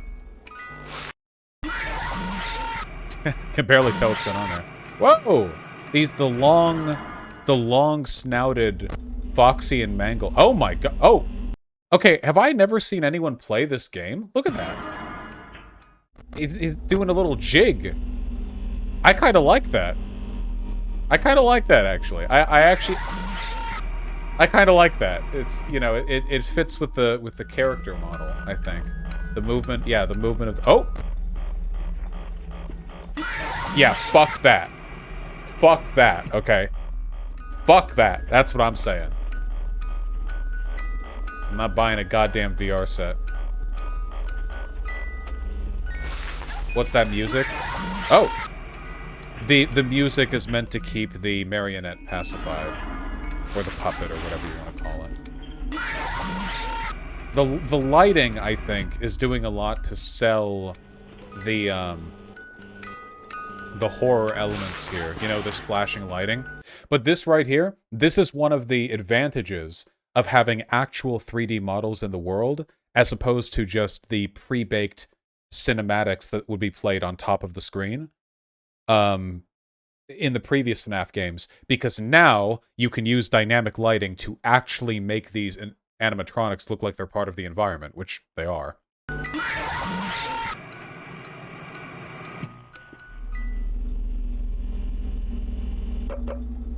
I'm gonna look at that little jig.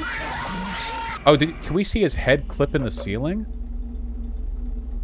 Ooh, you can right at the end there, or maybe that's just the frame of the door cutting off the forehead when it gets close. It's just the frame. Okay, might just be the frame. Let's. It seems like because lighting makes a big difference. There's a lot of. Oh, well, here's the 3D FNAF 3. Let's see if Springtrap looks any less cringe here.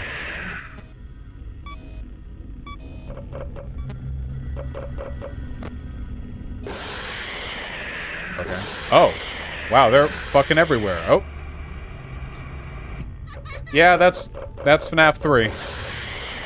Just getting non-stop fucked by hallucinations until Springtrap comes along and walks at you.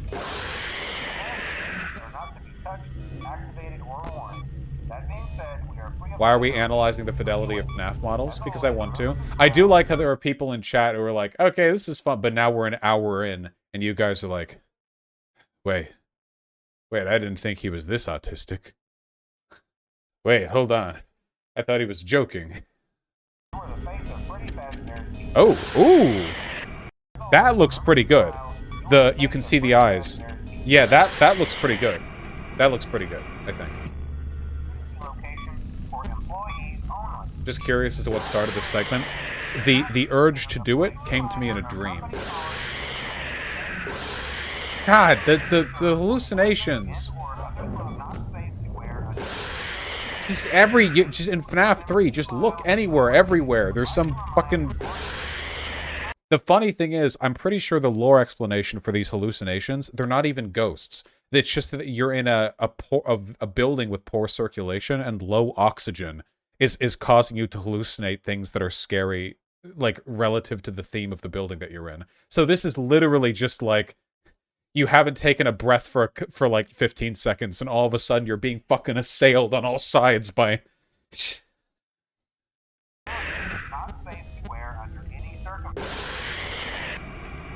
Nothing particularly impressive about any of the jump scares with Spring Chat. Alright, let's move past FNAF 3.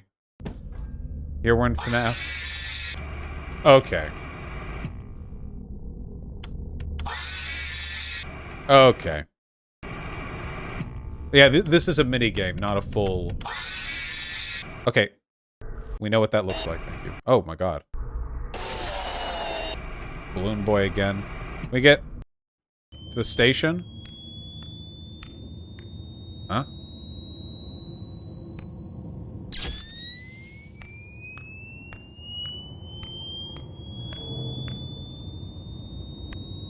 I think that the flash you're using stuns her, but it seems they forgot to attach a hitbox to her model, assuming people wouldn't just walk through her. It does give you some good perspective, though, on how large the animatronics are, because you're walking now as a 3D model next to her. You literally... Oh, okay. You literally come up to, like, her elbows. They're huge. They're, like, 8 feet tall. Oh.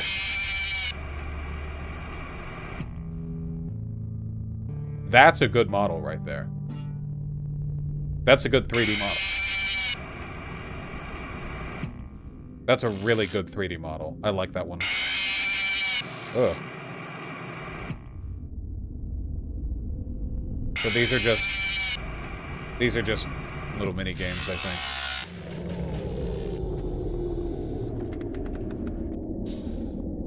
There's definitely a huge love for Bonnie in these. Bonnie has always been like the star character, hasn't he?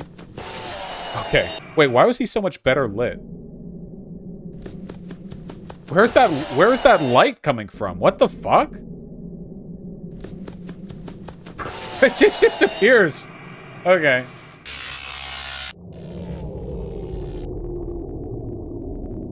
What? What? What? Okay. Alright. Goofy ass shit. I don't even know what animatronic this is. I don't know if I know anything about Help Wanted. Yeah, I have no idea what the fuck. God, that is such a good 3D model. That is such a good 3D model. There have been customer complaints about Chica's acrid smell. Sounds like Chica.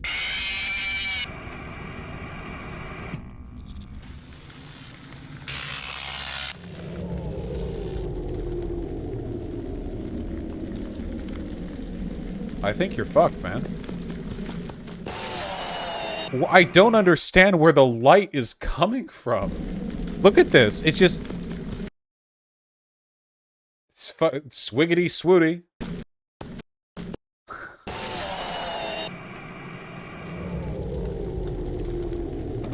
I actually think one, maybe a missed opportunity or maybe a limitation, I don't know what, is that because the model for the 3D animatronic and the model for the jump scare is different, you never see a seamless transition between them approaching you and them jump scaring you. So the 3D model for Foxy here is pretty good, I think. Can you imagine, even if you're playing in VR, if like there was a seamless animation of them running up to you, like they grab your head and force you into a locked camera position no matter where your head is in the real world, and then they play out the animation? There's always a blackout. See? Right there. And then it's a different model that shows up. I think with high-fidelity, regular animatronic models, that might actually be viable? I think that could work, you know? Like, you know, like actually have it just fucking murder you. Alright. I think we're getting like the spooky versions of all the stuff we've seen previously. Huh. Okay, well that was abrupted, you know? That was not abrupted.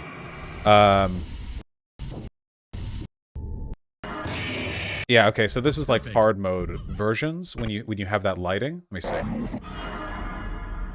What? You won't die. Wait! It just happened right there. That was seamless, right there. There was no blackout. That was the same 3D model. You won't die. I mean, it looks really fucking goofy because, see, what happened here was the player opened up the closet doors themselves. So I'm pretty sure the animatronic's animation is meant to open it herself, which is why she, like, puts her hands out like that. But instead it just clips through the door.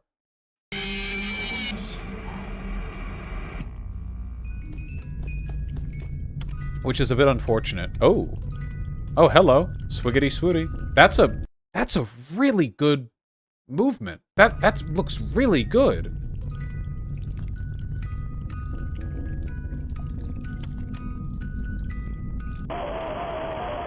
See, and now imagine if that was seamless. Imagine if there was no blackout and then a separate thing. If it just grabbed you, you know? The lead up is still really, really, really, really good there, you know? Oh, that, holy shit. This is why you keep the cyanide pill in your mouth when you're playing VR horror games, man. That is really fucking good.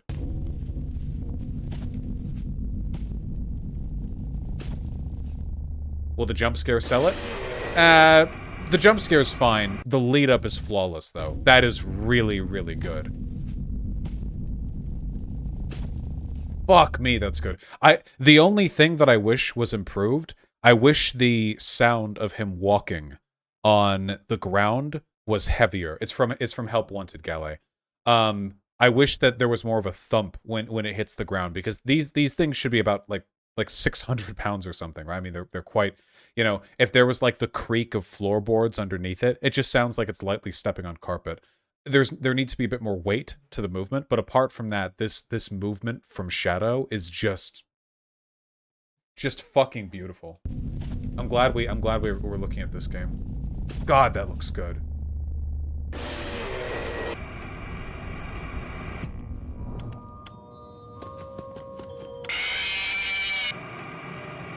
Oh, hey, Sierra. And hey, Galley. We're learning today. Yeah, we're in the hard mode stuff now, so we're gonna have this weird contrast lighting. But it's gonna be... Oh, that's Marionette. Hold on. Yeah, it's just these are like shoe wedged behind Freddy's music box. Oh. The music box must be removed carefully. Place the music box on the work table to... Yes. Curse of Dreadbear jump scares. Is this DLC? I think this is DLC. I don't know anything about the DLC. You have a gun? What the fuck? You have a gun? This is like a Halloween DLC? Halloween DLC. What on earth?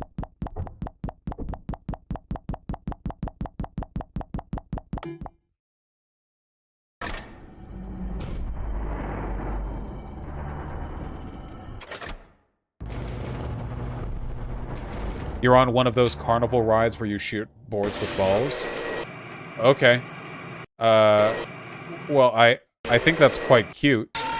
I don't know if we're gonna see anything new here, though.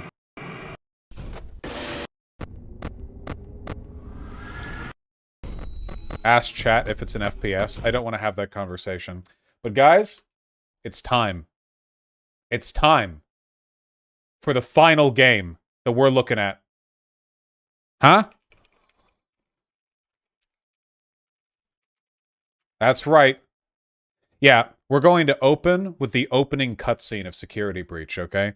Because the whole reason, the reason that I got into all of this, okay, is because I was really disappointed with some parts of the most recent FNAF game, Security Breach. Before we jump into it, there's a huge, huge shift between everything before Security Breach and Security Breach itself. And to convey the aesthetic differences, let's watch the opening cutscene. Ladies and gentlemen, boys and girls, Fazbear Entertainment would like you to put your hands together for the one, the only, Freddy Fazbear.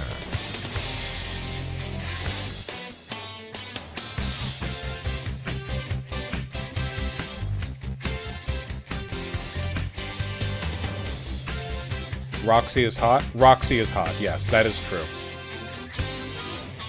So is Freddy, by the way.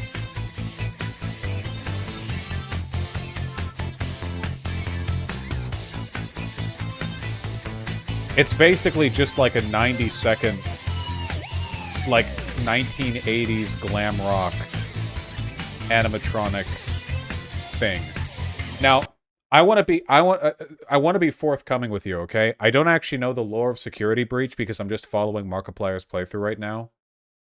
So I don't actually know, and I don't want to know. So chat, don't talk about it, because I don't want to know. Thank you. But there are a bunch of huge differences, as far as I can tell. And this is honest to God, just a guess. Okay, it takes place in like an alternate universe in the 1980s, or something approximating the aesthetic of the 1980s, where the Freddy Fazbear shit is so popular. Chat, I said I don't want to know. Chill.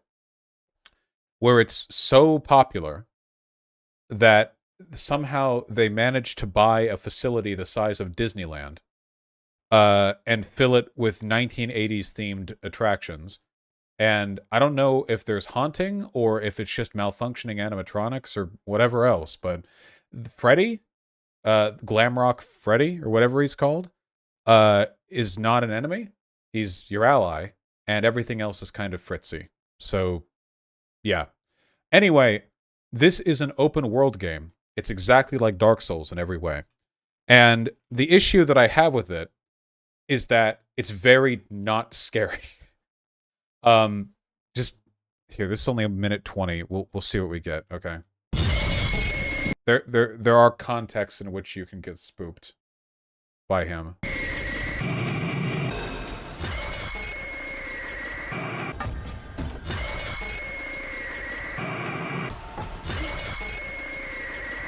Like,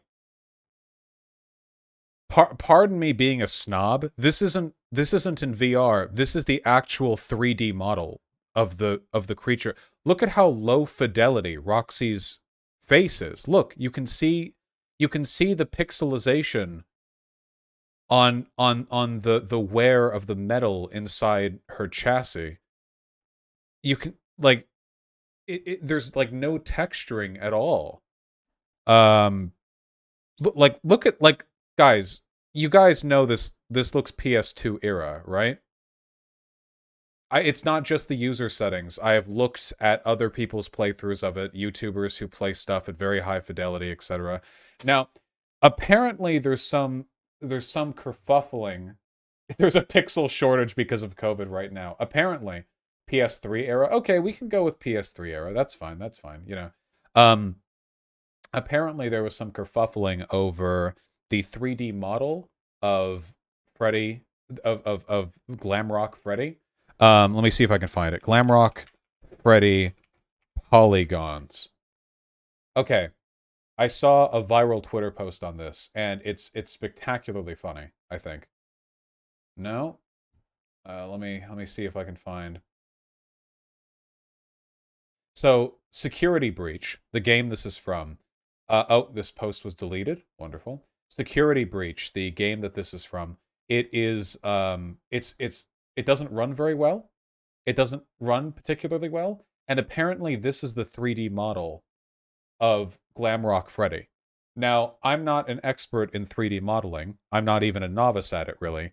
But for those of you who are more familiar with it, you might notice there are some problems with the decisions that they've made in the number of polygons.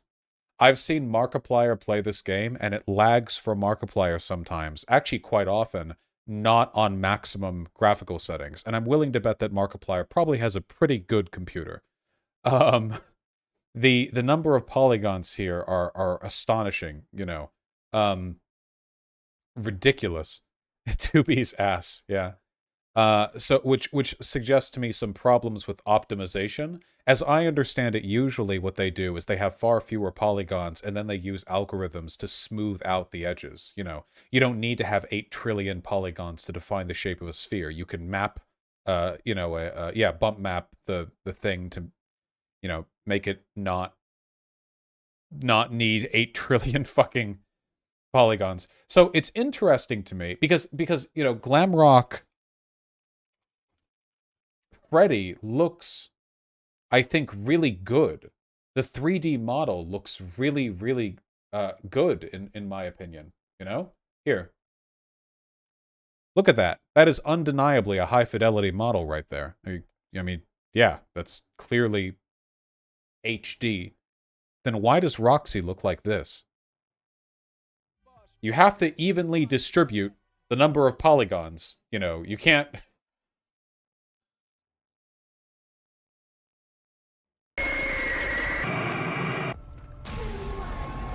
That's not meant to be a proper jump scare. Those are just security bots. They don't kill you. They just alert others to your location. Are we about to get the white woman? Oh, no. Hi. Please take this map. Oh. There we go. Now, for some reason, for a reason that is truly beyond me, when she grabs you, it plays out the exact same noise as if an animatronic gets you. Which is then this. I don't know why it's all the same noise. I'm pretty sure that's the kid screaming. So are they just silent? Because in all the other FNAF games, the one making the noise is the animatronic. In this case, is the kid screaming and all the other animatronics are just dead silent fucking, like, mean-facing you? Because that would be kind of odd as well. Like they're just sort of silently chomping. See, right there, see? That was a different noise.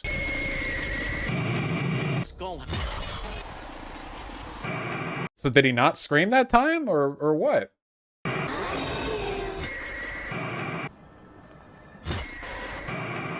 Anyway, as you can see, the models are really low fidelity. Like, yeah, I'm not sure if I understand.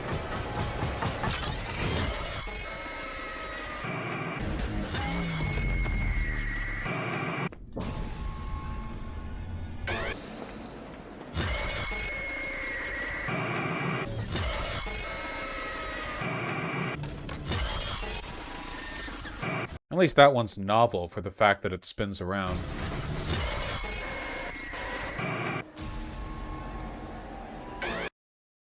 Even the JPEGs had more pixels? Yeah, well, I don't know. It feels like we're done now.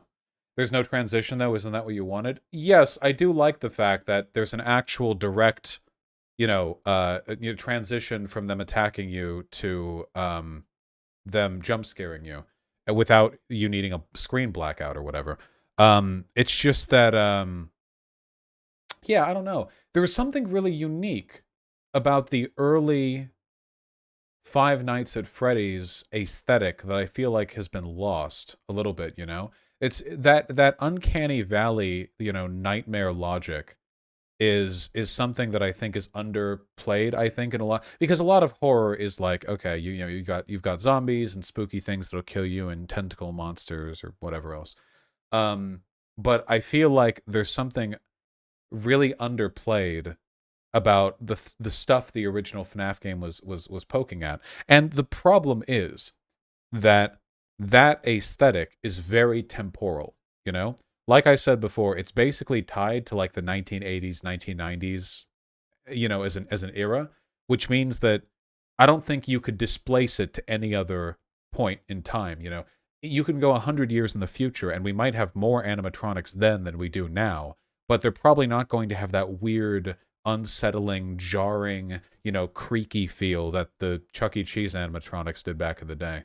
So yeah, the original aesthetic is always going to be compromised a bit with time, but I don't know. Look, these games just make gangbusters. They make a ton of money. So obviously what is happening is selling, and I don't mind the existence of the FNAF series because it's just kind of fun, you know? I really enjoyed how much lore was packed into the first few games and very inaccessible unless you would do kind of an internet collective scavenger hunt. People would look for these very, very, very rare secrets and, lore, tie them together and whatever. I mean, it's essentially a game series made for people like MatPat because, he's got like 50 videos out on the FNAF lore, final FNAF lore, new final FNAF lore, newerest final FNAF lore. Stuff like that, yeah. 47 videos. Is that true? 47? Is that actually 47 videos? Is that true? Jeez. Well, I just checked. Thank you, Galley. 47. I do like stuff like that. It's pretty cute. But I feel like it's a little bit on its way out. That whole aesthetic, So maybe some other series will kind of take up the mantle a little bit. I think that would be nice. I don't know if you could actually do like a stationary security defense game with animatronic themed horror, because that's very much like a FNAF only aesthetic right now. But something similar to it, maybe, you know? Actually, okay, here's an idea, right?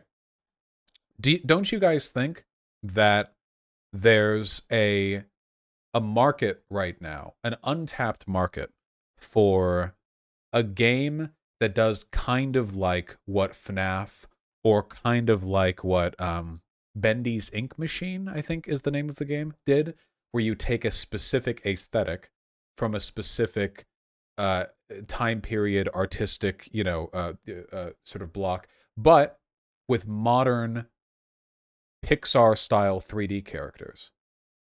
Because that's the 3D people see nowadays. Everything of the past 2 decades, you know, you have very smooth, refined, stylized, humanoid. You know, imagine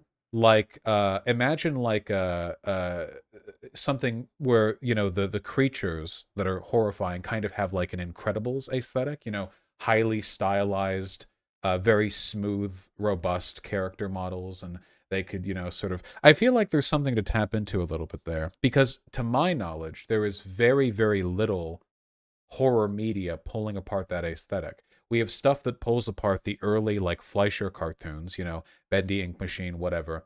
We have stuff that goes after Looney Tunes tier aesthetics, you know, the Chuck E. Cheese animatronics, we've got that. I feel like we've got... I don't know anything about Poppy's Playtime. Fine, okay, let me look really quick, okay? Poppy's Playtime. What are you even talking about here? Poppy's Playtime. What Poppy Playtime. This is from 2 months ago, and we have a Markiplier video of some creature. Of course, there's a game theory video. They're selling NFTs. Brilliant. Ah. Well, that was a fun little...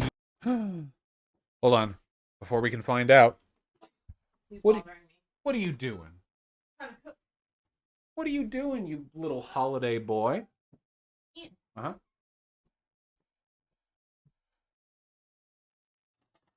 Hey, it's snowing. Quite a bit, too. Look at that. Ooh, big. You're big. Look, you can tell he's annoyed because he's twitching his tail. Are you annoyed?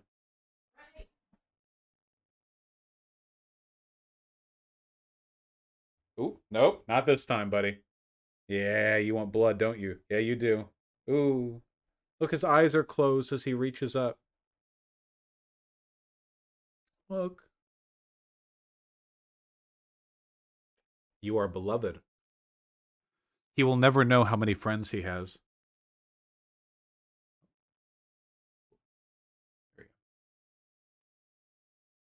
Be free. All right. What is all this? Hello, everybody. My name is Mark.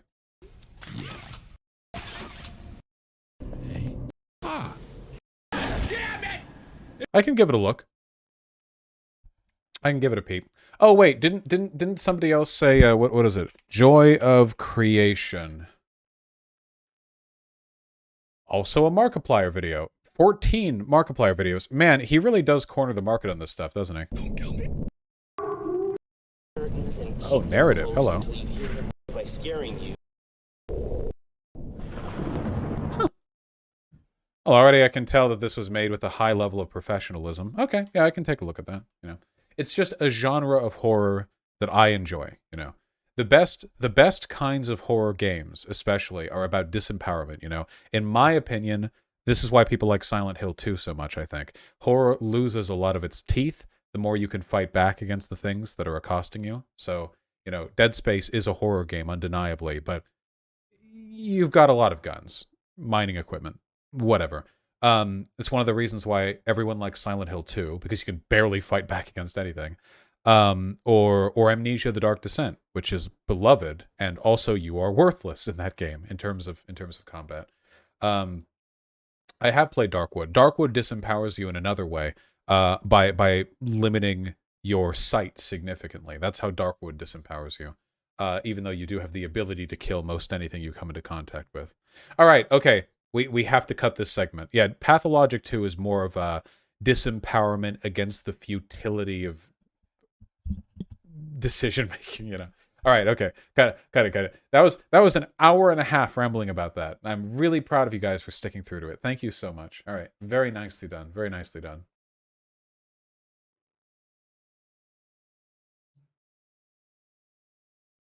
Yeah, autism, the autism juice has been drained just to the okay, listen.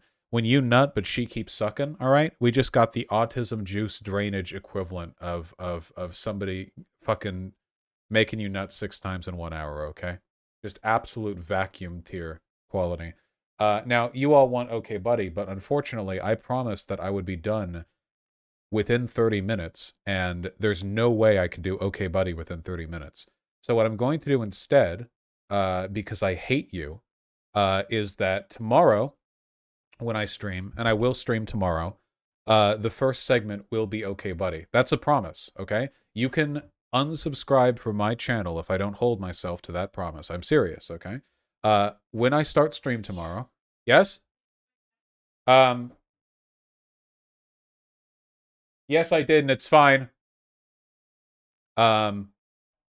You lied before. I have never lied. Thank you. Boxing Day. Okay, but yeah, exactly. This will be first. I don't know if I'm going to stream tomorrow morning or tomorrow evening. Probably tomorrow evening, I imagine. I woke up pretty late today. It's beautiful outside. But that'll be the first thing we tackle. Can't believe I listened to 2 hours of FNAF for no reason. Hey, listen.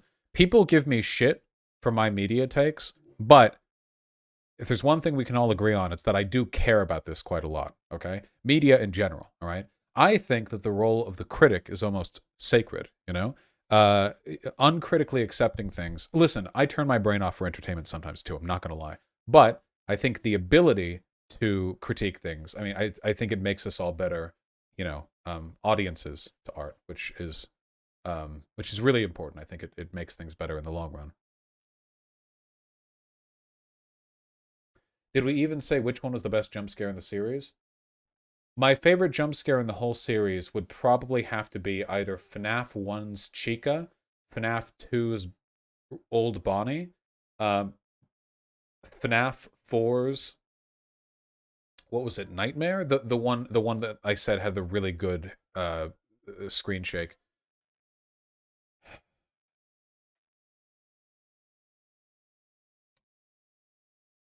Yeah, but the jump scares are the least important aspect of horror. Yes, that is true. Jump scares are meant to dissipate horror. That's their point. After all, jump scares are startling. They're not really scary, after all. You can enhance the horror element of the fright with a, you know, with a really good animation or whatever. And I think there's artistic merit to that. But yes, the horror is the anticipation, which is why that is critically important. Thank you, Tempest. Thank you for the support. And Merry Christmas, Tempest, by the way. You want to see a more realistic take on FNAF? There's a fan game concept here, which I find far more unsettling, clearly done by a person that knows physically based modeling. I will give it a look. Game Joel. Huh. Wow. Well, I won't deny they definitely seem to have a handle on the logistics of 3D modeling, because that's quite a frightening little thing there.